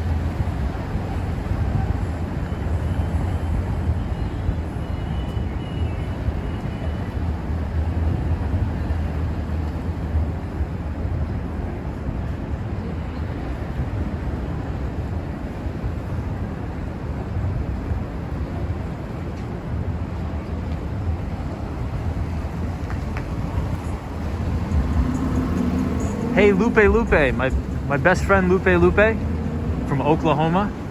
Thank you so much for the donation, Lupe. You didn't have to do that, but I appreciate you each and every time. Clark says, you mean the best view from the ground? Appreciate your walk. Clark, so if you're looking for an amazing view, my old office had a freaking killer view of the Empire. I'm gonna see if I have some old photos. I may post it on my Twitter. Everybody, I think it's starting to snow. I'm feeling some snow flakes right now. But Lupe is our great moderator from the one and only Oklahoma. Appreciate you, Lupe. Thank you for that.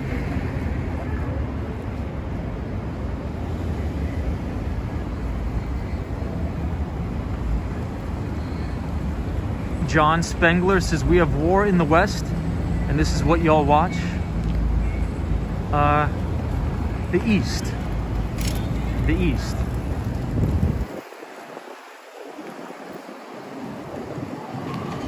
JL says, good evening, sir. Good to see you, JL. Hope you're doing well.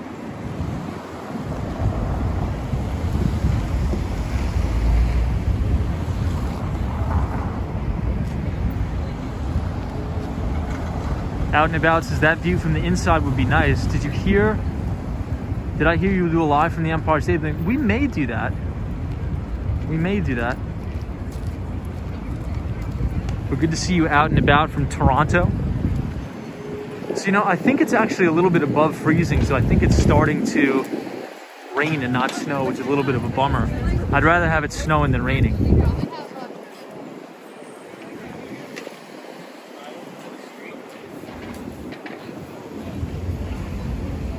Hey, Pretty Vesh says, hey, a fellow New Yorker here. Hey, good to see you, my friend. Hope you're staying warm on this day.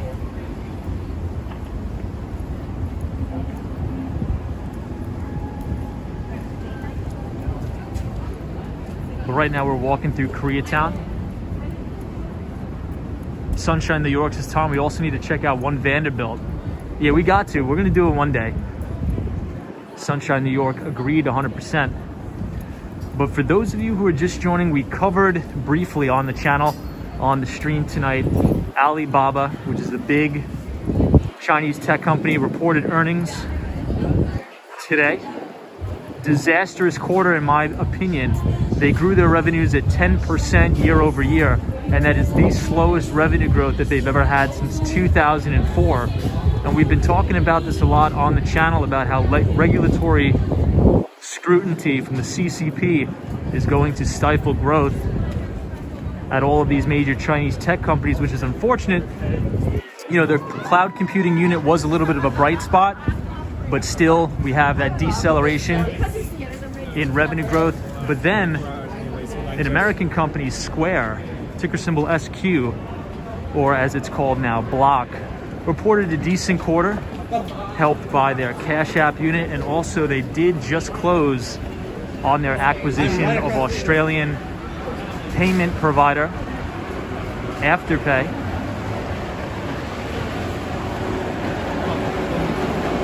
Which is a buy now, pay later application. Man, I gotta make a move.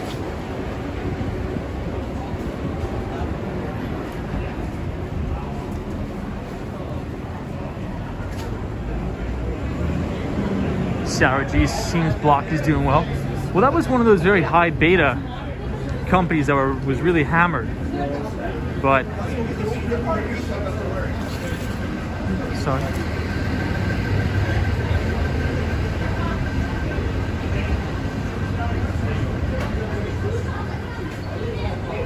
Hey, Patrick, New York is here. Good to see you, Patrick.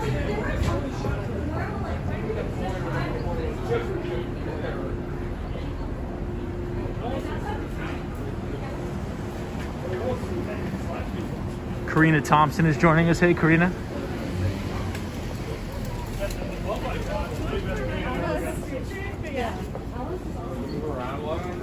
Numero unos is the Olympics for the least watched in a decade. Were they really? 8 months I still got one. No, I don't know. Like 8 months I got one. Yeah. just go down to like,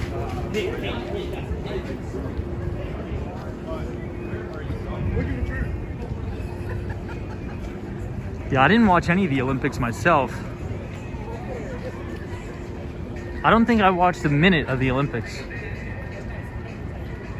I mean, I think it's just because I didn't have any time. I didn't even know how to watch it. I don't even have a TV.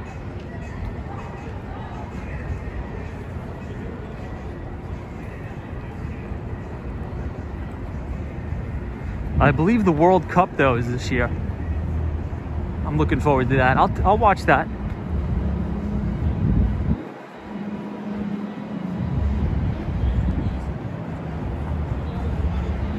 Sunshine after rain, since you didn't watch.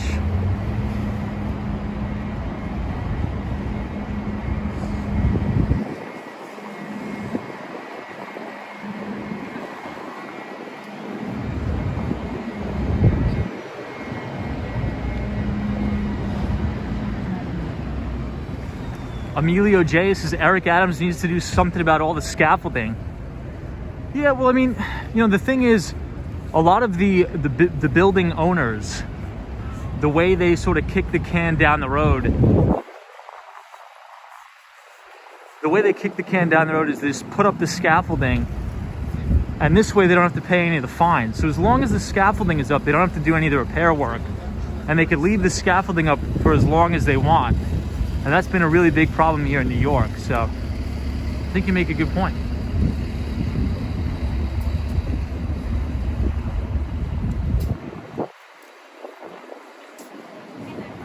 Mateo says, whatever happened to the GameStop situation? Well, that was just a very basic short squeeze. But I actually think there's going to be a big investigation into it. But, during that craziness, the GameStop and AMC short squeeze, I've been telling everybody, I'm like, just don't even bother looking at it. There were a lot of people that were buying these ridiculous meme stocks and companies. And I said, look, they're all going to lose their money. Don't investing any money into these meme stuff, the Doge, right? It's what you call the flavor of the month. That's not a systematic approach to investing. If you want to make money in the market over time, you need a systematic approach to investing. So if you work at a hedge fund or one of the major investment banks, when you go there to these places, they teach you a systematic approach to investing so you can create duplicity across multiple years and decades to compound out your earnings. It's not just you go on Reddit and you buy the latest new hot stock tip, right? You can't create duplicity in that environment, right? You can't replicate that. So I think a lot of the AMC, GameStop stuff is nonsense, and I never really paid too much attention to it. Hey, Craig Faustus, the scaffolding is up, so the buildings don't need to repair the exterior. Correct. Hey, Dogman says, for everyone who's made money on that, 10 others lost it all. Agreed. Probably more than that. I mean, the way I think, so one of my good buddies who runs a hedge fund in Chicago, he sort of explains it like this. He's like, why would you ever take your hard-earned money and buy a company like that, like a GameStop or an AMC, when you have unbelievable companies, like, for example, like a Microsoft or an Alphabet that are compounding out their earnings growth at 25% annualized growth rate. They have unbelievable free cash flow. They have unbelievable margins, profit margins, and they're all in expanding TAMs, or total addressable markets. So knowing you have a Goliath company like that, which is a freaking cash flow machine, why would I throw my money at a GameStop, right? You want to make sure your money is going at the cream of the crop business. And as Peter Lynch always used to say, behind every stock is a company. And I think a lot of investors tend to forget that. So here's another pretty decent view of the empire. Hey, Johnny says, we are entering, walking. Good to see you, Johnny.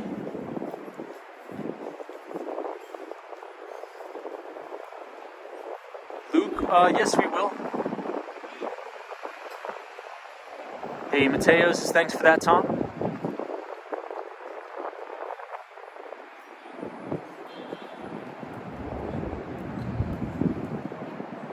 Shop by Scott? No, I mean, definitely within my inner circle, probably the least educated around all that stuff. But I think Shop by Scott makes a good point. I think the most important thing is to build your network of people,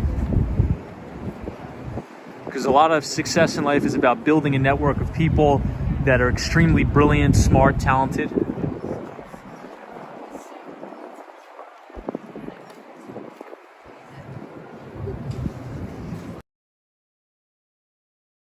But everybody, just a quick announcement, and I know I've said it before, but I always get emails about the Discord server.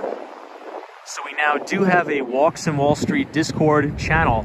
So if you want to chat offline, share, really anything, news articles, networking, if you want to work in software sales or software engineering, investment banking, please go in the link in the description of this video and consider joining our Discord server where we can network and have a good time. Also, we are now on LinkedIn. So in the link in the description, you could follow Behind the Street on LinkedIn, where I post a lot of my equity research. And if you guys want to receive the Behind the Street newsletter, which is a weekly investing newsletter written by myself, if you type !news, NEWS in the chat, the Nightbot will drop the link where you can sign up. And usually every Tuesday we try to send it out. Depends on how much work I can get done.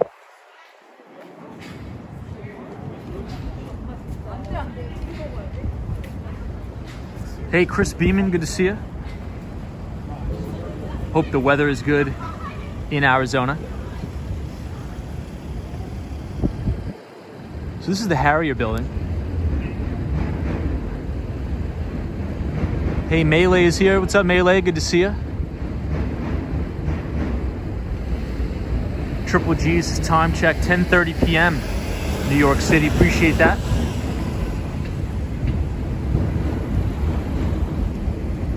Kim Grant says we are freezing in Arizona. Fader Muhammad. Hey, Fader. Good to see you. Says hello. Hope you're well, Muhammad.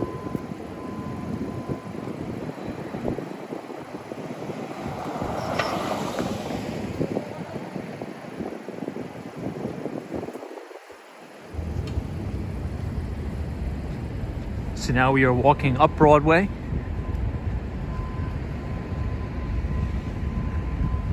And in the distance, you'll be able to see Times Square and the very top of the H&M building.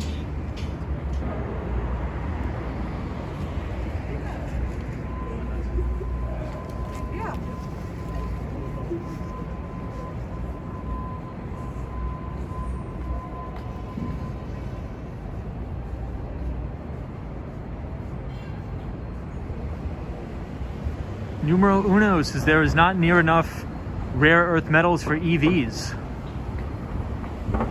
to replace their internal combustion engine. Is that true, numero uno? Do you have any data to support that? Because I'd be interested in reading that, because I think that's a pretty interesting point. So numero uno, if you have any sort of supporting documents, please feel free to put it in the chat.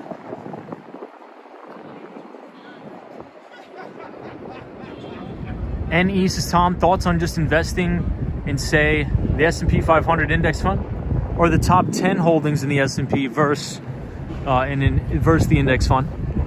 So, NE, I think that's a pretty interesting question. Yeah, I mean, I guess you could. I mean, just the only thing is, what I would do is I would beta weight the top 10 stocks in the S&P. And the top 10 stocks, they tend to be major tech companies, so you're probably not going to get the diversification, right? Because if you think about it, there's a lot of retail investors and a lot of people that'll say, hey, I own Alphabet, I own Apple, and I own Microsoft. and I'm well diversified because I own 3 stocks.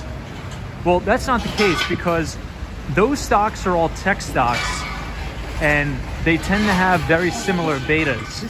So they're probably going to move in lockstep with each other. So if you say, hey, I own, 5 oil stocks, that's not diversification because usually those oil stocks are going to move in lockstep with each other. So what I would do is I would probably take the top 10 stocks in the S&P, which is, all the major FANGs. I think JP Morgan, Johnson & Johnson, Berkshire Hathaway. And I would probably beta weight them. But I think it could work.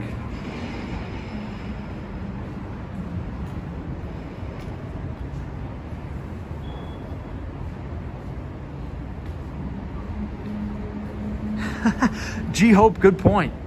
G-Hope, that's a very good point. G-Hope says, I would suspect that the word rare in the term possibly is self-supporting.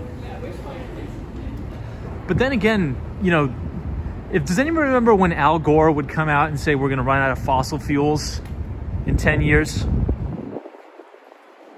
So, who knows?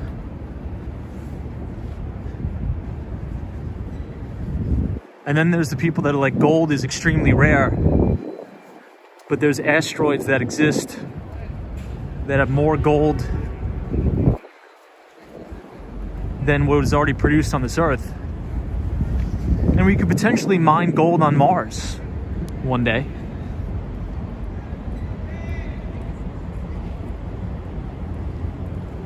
So this is the H&M building. We are headed up Broadway on a frigid cold night. Roy S.'s best burger issues in the channel might overshadow. Funny. Hey, Ibrahim says there's no other place. Please take me to America. Good to see you. NE says I'm still curious if oil and gas is going to run out in my lifetime. I guess we'll see in about 60 years. Numero uno says Afghanistan has the most rare earth minerals, and that's gone now. So I heard about, what about, I forget the country, but it's this very small country in Africa, and they have a lot of rare earths. And one of the issues is it's mined very not sustainably, and the working conditions are poor. And there's even some slavery that goes into it too, which is horrible. But that's another issue in and of itself. But I forget which rare earth it is. But Andreas says, is it Botswana? No, it's not. I'm trying to think. I'm drawing a blank.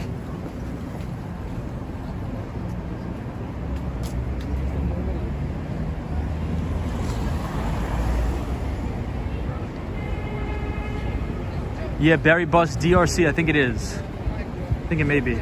And he says, Tom, have you ever considered doing any narration work? You have a very calm and easy to listen to voice. I appreciate that, so I've never thought about it. But then again, I've never been approached to do that. Oh, Mike S, yeah, the cobalt for the batteries, you're right.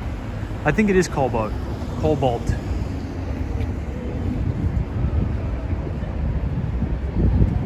Yeah, the Congo.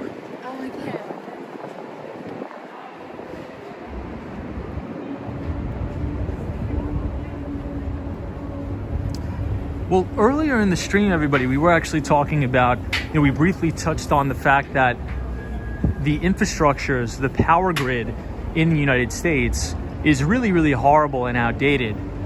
And I linked in the description the Wall Street Journal article. So if you type !power, it'll actually bring you to the article where they outline in detail why the power grid is so unsustainable. And one of the main reasons is just because it's so old. The vast majority of the infrastructure was built right after World War II. So that's pushing almost 100 years old now.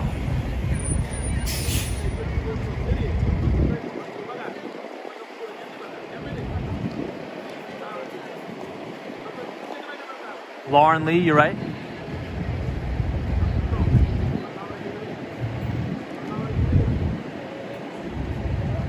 Damon Michaels says Tom should do some audiobooks. So speaking about audiobooks, the next edition of the Behind the Street newsletter should have an audio portion. So what I think I'm going to do is incorporate an audio portion for the people who don't want to read the newsletter. They could just click the MP3 file where I will be reading it, so you could feel free to listen to that. So there will be an audio version. So now we are going to pass the NASDAQ. NASDAQ had a big rally day. Futures were getting hit hard last night, but we've since recovered all those gains. We actually closed positive across the board in all those indices, with many of the growth stocks now getting a little bit of a bid.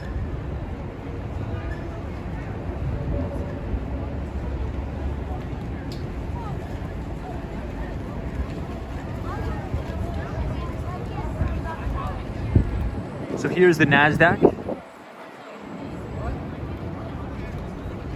Canyon Overlook says, Tom, $10,000 invested in Apple in 2000 would be about $2.2 million now. Makes me sick. Isn't that crazy? Yeah, I'd assume adjusting for stock splits and dividends and things like that. That's insane. That's insane, man.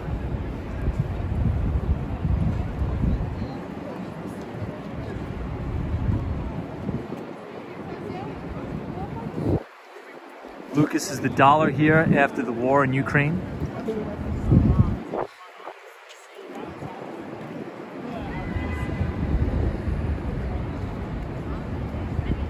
JL says, don't forget New Jersey residents, March 13th at 2 a.m. daylight savings time begins.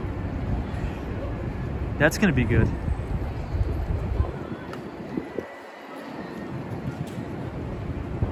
DWG says, with audio, I listen to one book while reading another. That's good multitasking skills.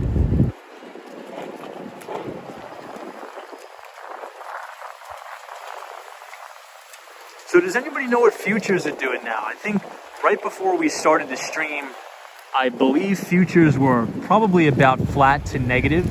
I'd be interested to see what they're doing now. But if you actually look straight ahead, this is the top of the One Vanderbilt building here. Hey, Aldo Gomez says, hey. What's up, Aldo Gomez? Hope you're doing well.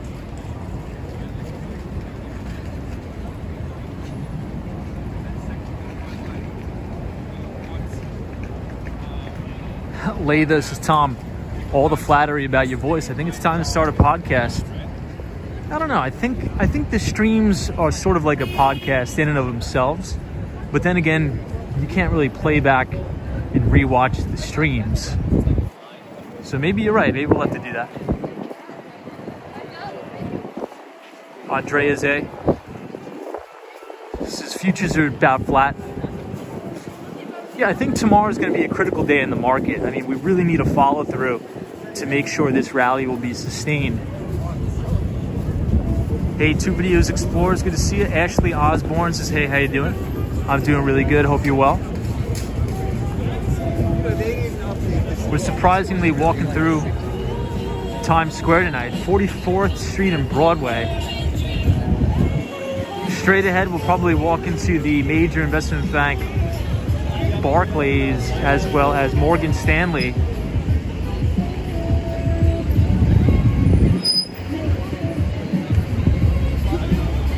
Ashley Osborne says, is it raining? It's supposed to snow, surprisingly, but supposedly you haven't seen. Hey, Sen Joy says, E-mini S&P is down 30 points. Thank you for that. Yeah, the E-minis, if you want to follow the E-mini futures contract, it is ticker symbol ES. And also, if you want to follow the NASDAQ 100 futures, that's ticker symbol NQ.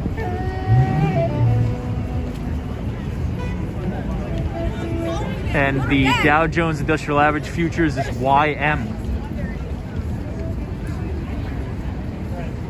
But one of the interesting things I also noticed about today, the 10-year yield actually came down a bit.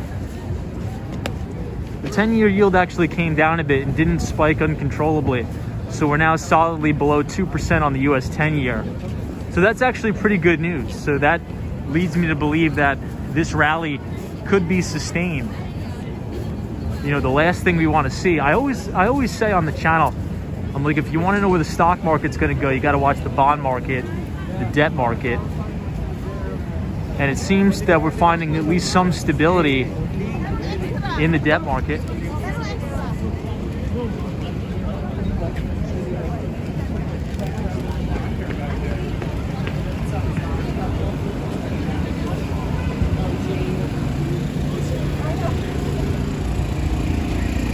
Hey Aldo Gomez, good to see you.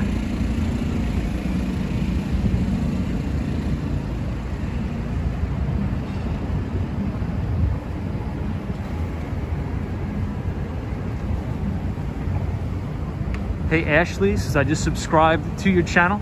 Appreciate it, Ashley. Thank you so much. Thank you everybody that's been subscribing to the channel. We have surpassed 12,000 subscribers on the channel. It's awesome. Thanks everybody. It's been a blast.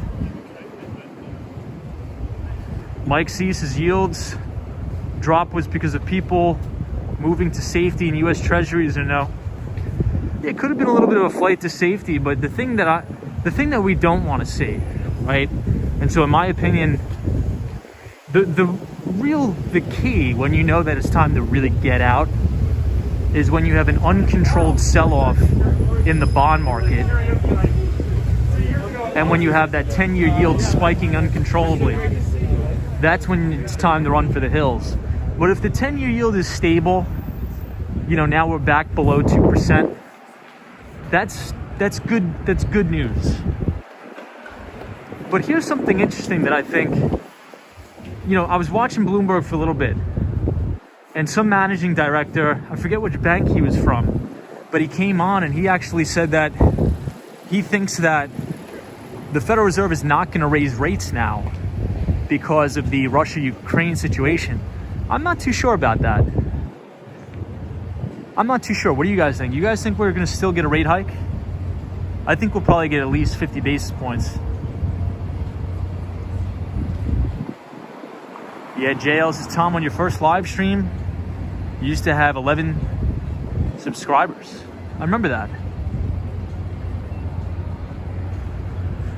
Yeah, I think it was just me, Sunshine After Rain, JL, hanging out, Michelle McGraw.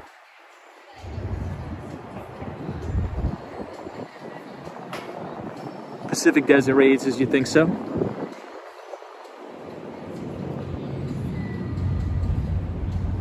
Unlimited stimulus is Tom. I'm calling 75 basis points.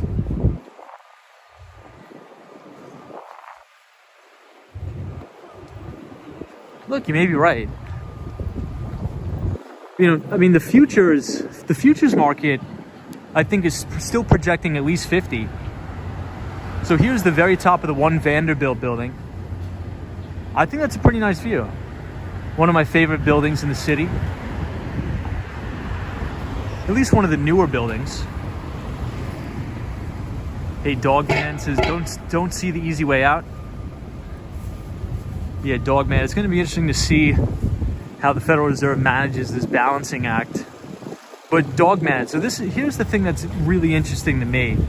You know, Federal Reserve Chairman Jerome Powell, he's signaling to the market that, you know, if he just keeps raising interest rates, it's going to really help out with inflation. But I don't really see that logic because we've been in an environment of artificially low interest rates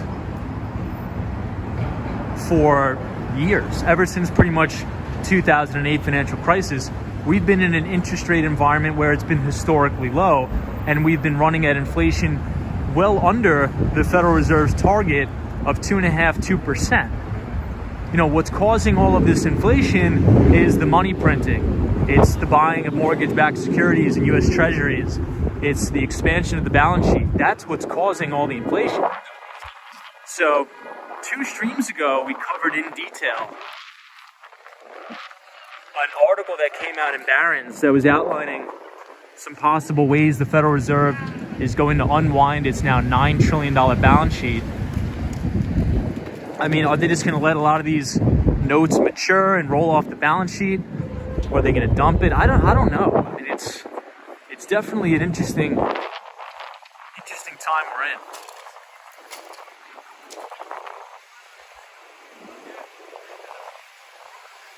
Yeah, Mike, I think the national debt is definitely a big issue. Or Mark.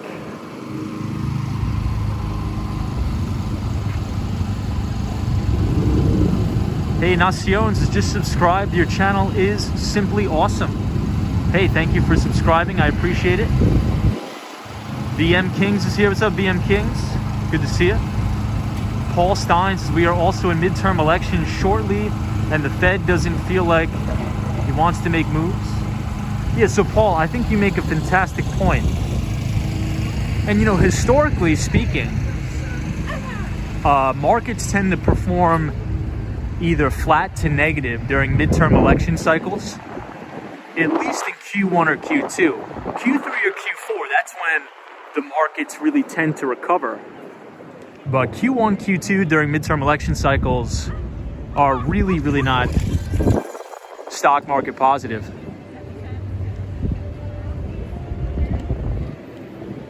But you know what, everybody, in the Discord, so tonight in the Discord, remind me. So if anybody's in the Discord now, if you want to shoot me a message in there under the investing section, remind me to drop the link to the Compound podcast when they had Tom Lee on. I really want everybody to take a look at that podcast.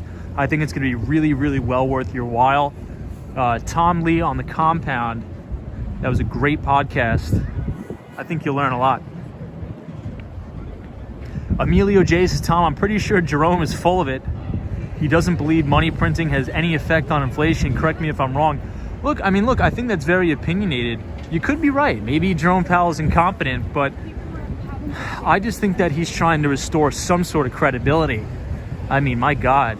I mean, inflation is running rampant. I think our last CPI print was like 7.5%, which is unacceptable.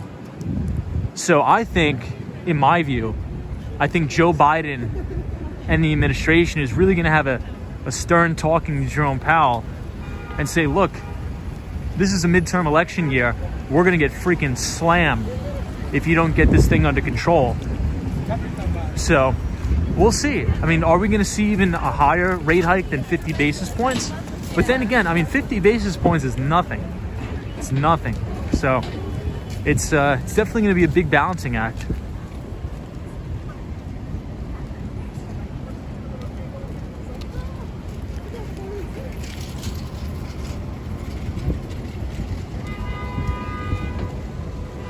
IBO says, I love New York City. So now we are on West 49th Street near Radio City Music Hall. And there's a ton of traffic. Does anybody know if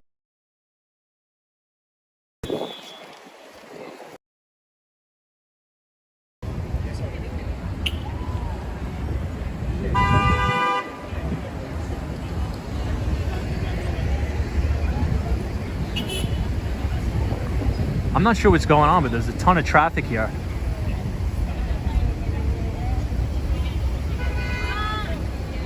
Hey, Sunshine City Solar Lights says, hey y'all, good to see you.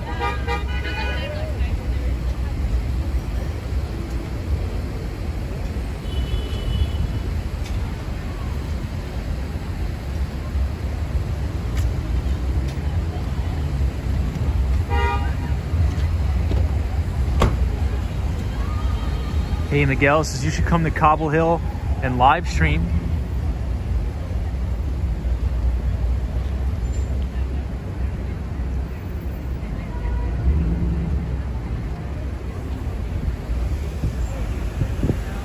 Maybe we'll do that.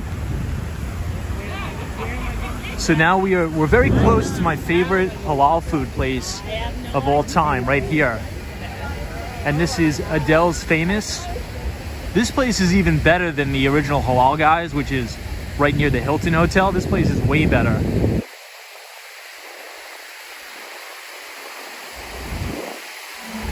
Hey, Karina Thompson, good to see you. Hope you're well.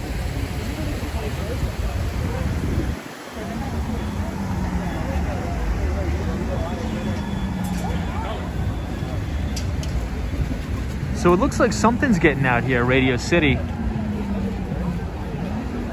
Maybe it's a concert or something, I don't know.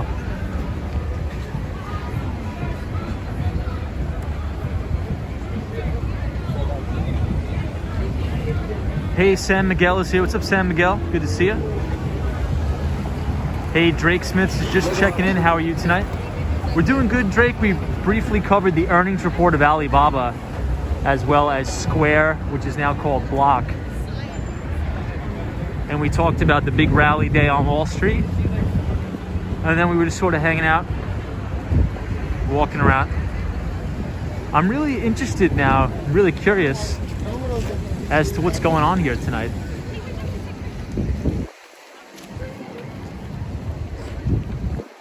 But if you guys have enjoyed the stream tonight, feel free to leave a like on the video. It helps out the channel very, very much.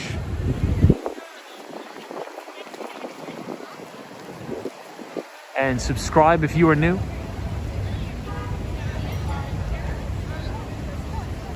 Karina Thompson says, Tom, it was a basketball game. Gregory says, Claro concert. Alfred Williams says, Bahamas in New York tonight. You see Alfred.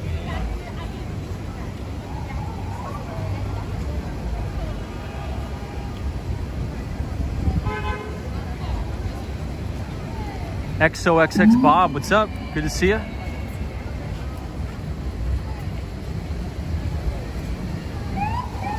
Yeah, Layda says New York City looking busy for February. So Layda, the weather's been crazy here. Over the past 2 days, it's been 65 degrees and sunny and 25 degrees and snowing.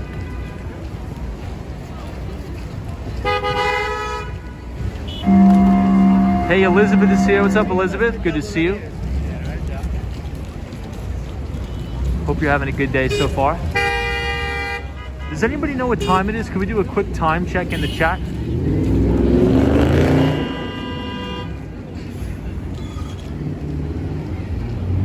Hey, CS is yes to Friday. What's up, CS? Good to see you.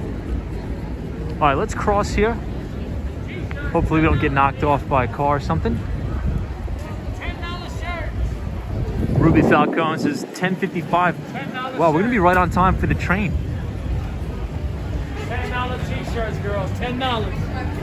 I think we're probably gonna start to buffer because there's so many people here. $10.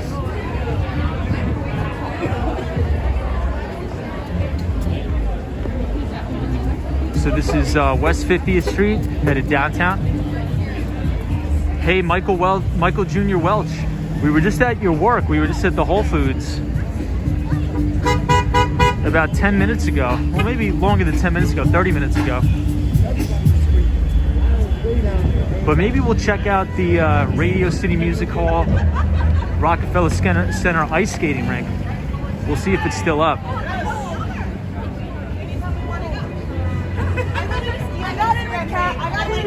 Hey, Pixel Logic. Good to see you, Pixel Logic. Hope you're well.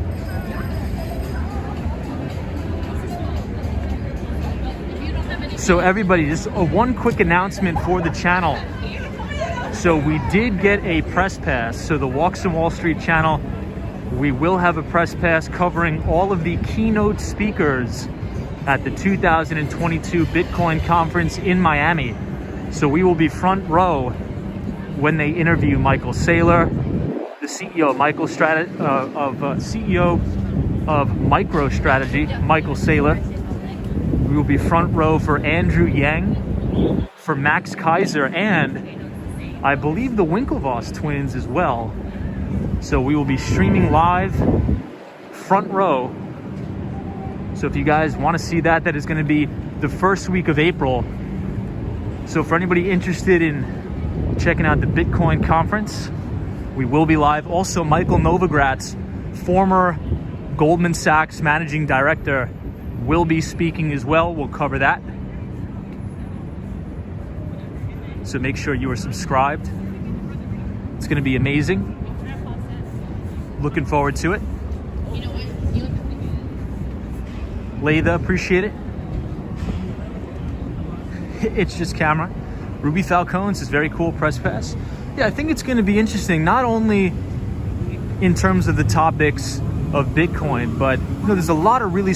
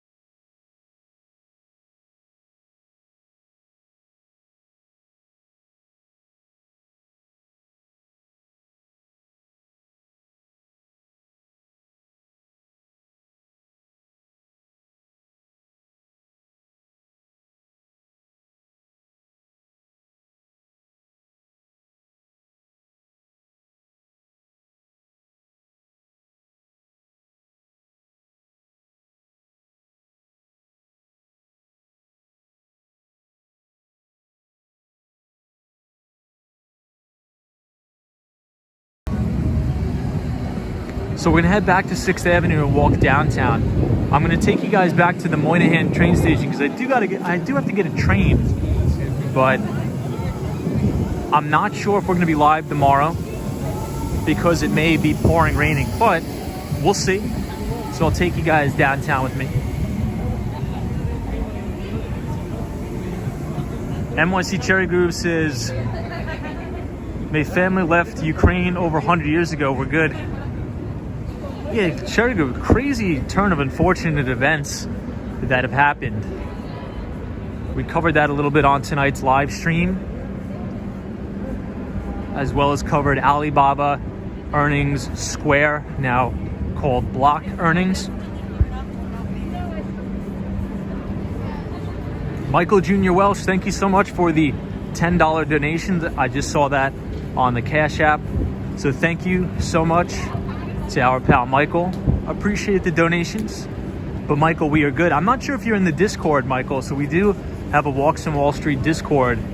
So feel free to check us out there. A lot of networking opportunities, a lot of good conversation.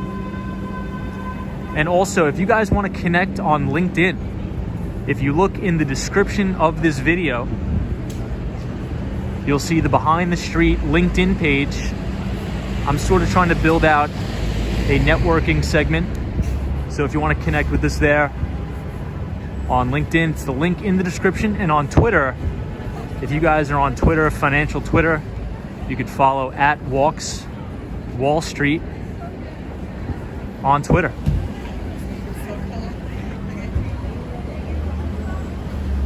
Where I always post a lot of financial information and a lot of equity research. So check out the outside of the Radio City Music Hall tonight.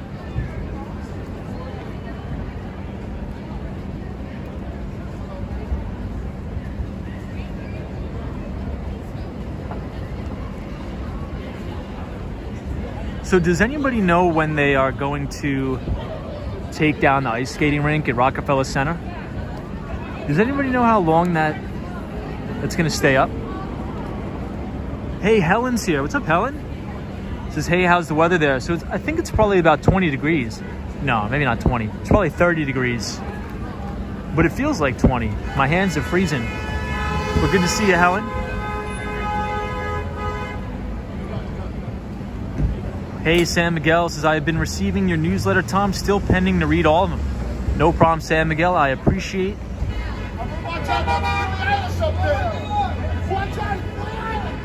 You joining? Appreciate you reading. Hey, Sal Soul says, New York City looks beautiful tonight.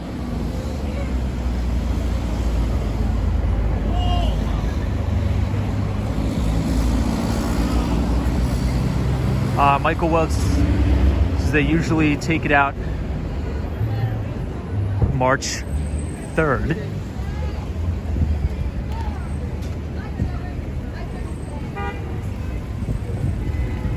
Looks like we got the right of way. So we'll cross the street here. If the line wasn't so long for Adele's, I'd probably buy it right now, but the line's way too long. It's gonna take like an hour. Hey, XOXX Bobs, it's Tom. You just hit 12,400 subscribers.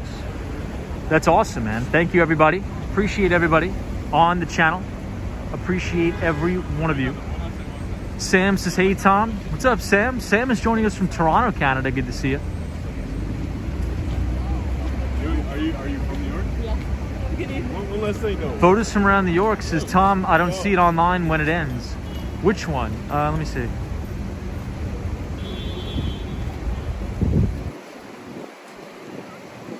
See what online photos? Let me see. Oh, you don't see when the Rockefeller Center rink is taken down when it ends. Yeah, I'm not sure either. Hey, NYC Cherry Group says, folks, please try the Selka restaurant on 9th Street and 2nd Avenue for Ukrainian cheesecake. The pronunciation of that, but let me take a screenshot and I will share that on my IG story so everybody could please support. And I'm gonna check that out maybe tomorrow, honestly. You know, I'm gonna be in Lower Manhattan, so I think I'm gonna walk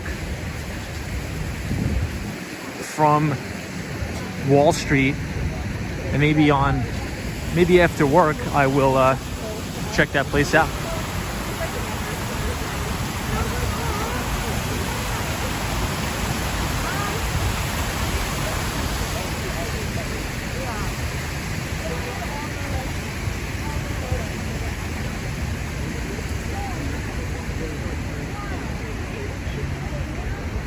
Triple G, good to see you. Hey, Alex Cookie Art is here. Disney cast member, good to see you, my friend. Disney cast member, hope you're well. Good to see you, my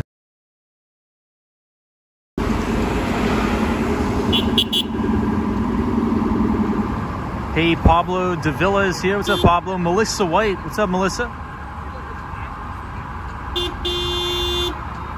Looks like the NYPD is trying to get through here. Sam Miguel says, anyone checked any defense stocks? So I don't own any defense stocks personally, but I own them through an index.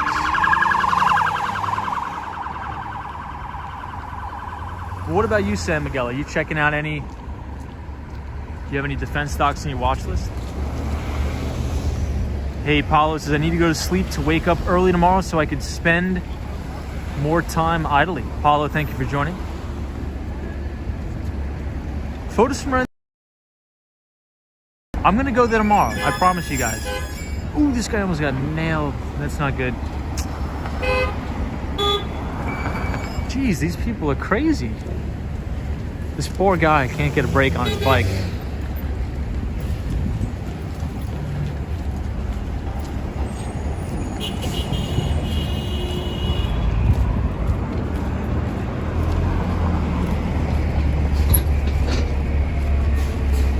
So now we're on 48th Street, walking downtown. Could we just do another quick time check in the chat? I want to make sure I'm right on time. For the train.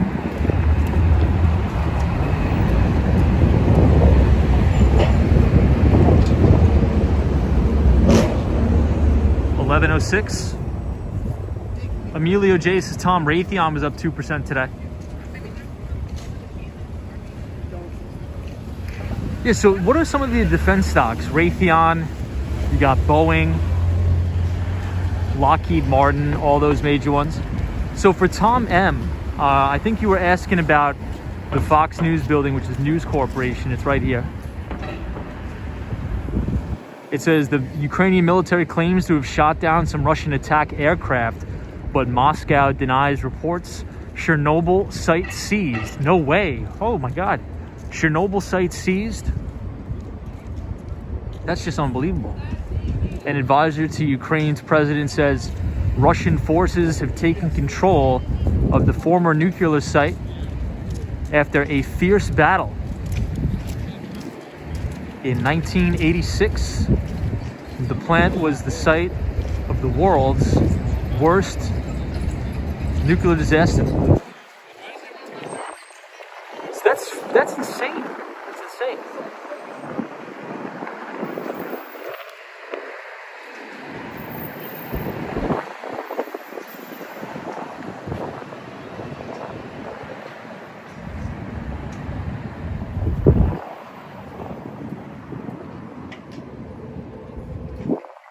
Man, I can't even believe that.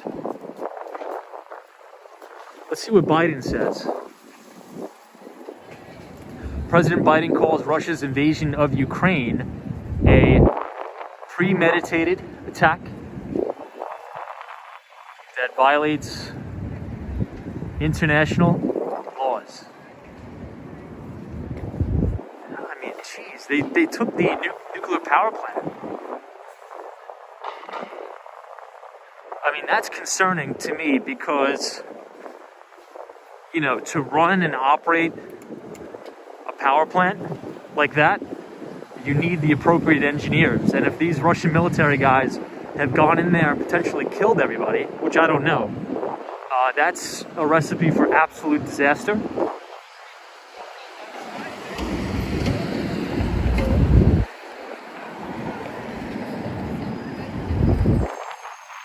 I can't believe that. That's insane.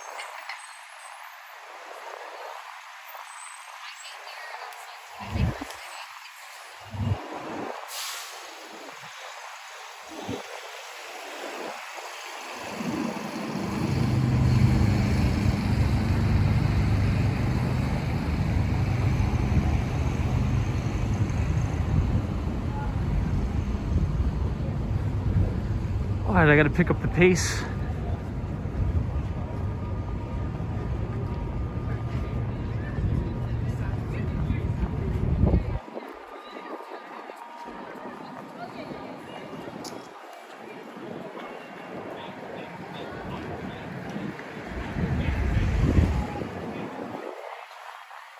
So here's my old office, Marsh & McLennan building. We had a major quantitative hedge fund, D.E. Shaw, David E. Shaw & Co.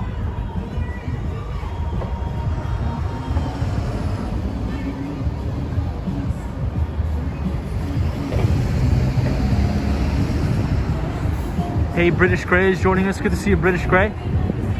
Hope you're well. Gotta make sure I get the train, so I apologize if I'm not reading the comments. I just gotta pick up the pace.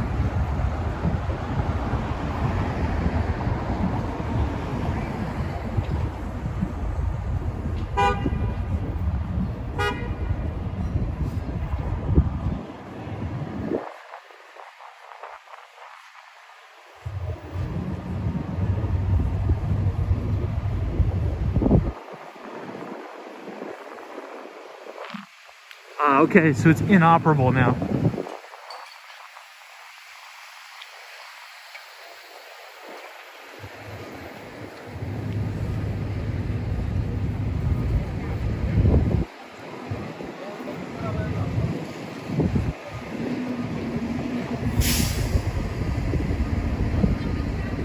Sunshine New York is moving, Tom.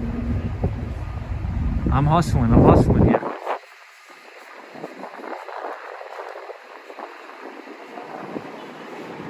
Photos from around New York says, Tom, there's an enormous concrete dome over Chernobyl now.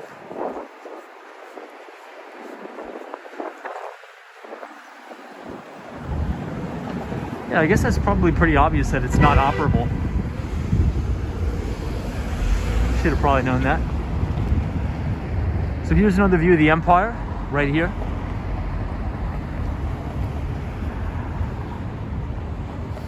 And the One Vanderbilt.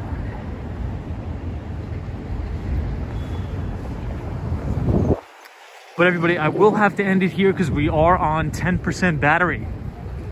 So I appreciate everybody joining tonight. Thank you for everything. It's been a blast. Thanks for hanging out with me tonight, talking about the financial markets, current events, and really anything else. So I appreciate it, everybody. Feel free to consider joining our Discord to continue the conversation. The link is in the description. Also, if you want to receive the free financial newsletter, Behind the Street, which I write for everybody once a week, it is the first link in the description, or you could type !news, NEWS, in the chat, and the Nightbot will drop the link for the newsletter. So Laytha, thank you for joining. Lou T. Williams, out and about. Jerry, I appreciate you. Dino, the one and only, thank you. San Miguel, Abdullah, Muhammad, the Swan, Gregory, I appreciate you. Mike C, appreciate it. Shot by Scott. Have a great night. Happy early Friday, everybody. JL, Kim Grant, NNB 045, our pal from Montreal. Mateo, Sunshine, New York. Laytha, Sunshine After Rain. Steven, Steph, Fox Tech, Abdul, Sarah G, Bonnie Hudson, thank you. Chris Beeman, Abdullah, my friend Muhammad, as always. Nikon, Bob XXX, appreciate it, everybody. And to the Mighty Bull, have a good night wherever you are, because there is always a bull market somewhere. You just need to know where to look, and I'll see everybody right back here tomorrow. Enjoy the Friday, make it a great day, rip its face off. Appreciate it, everybody.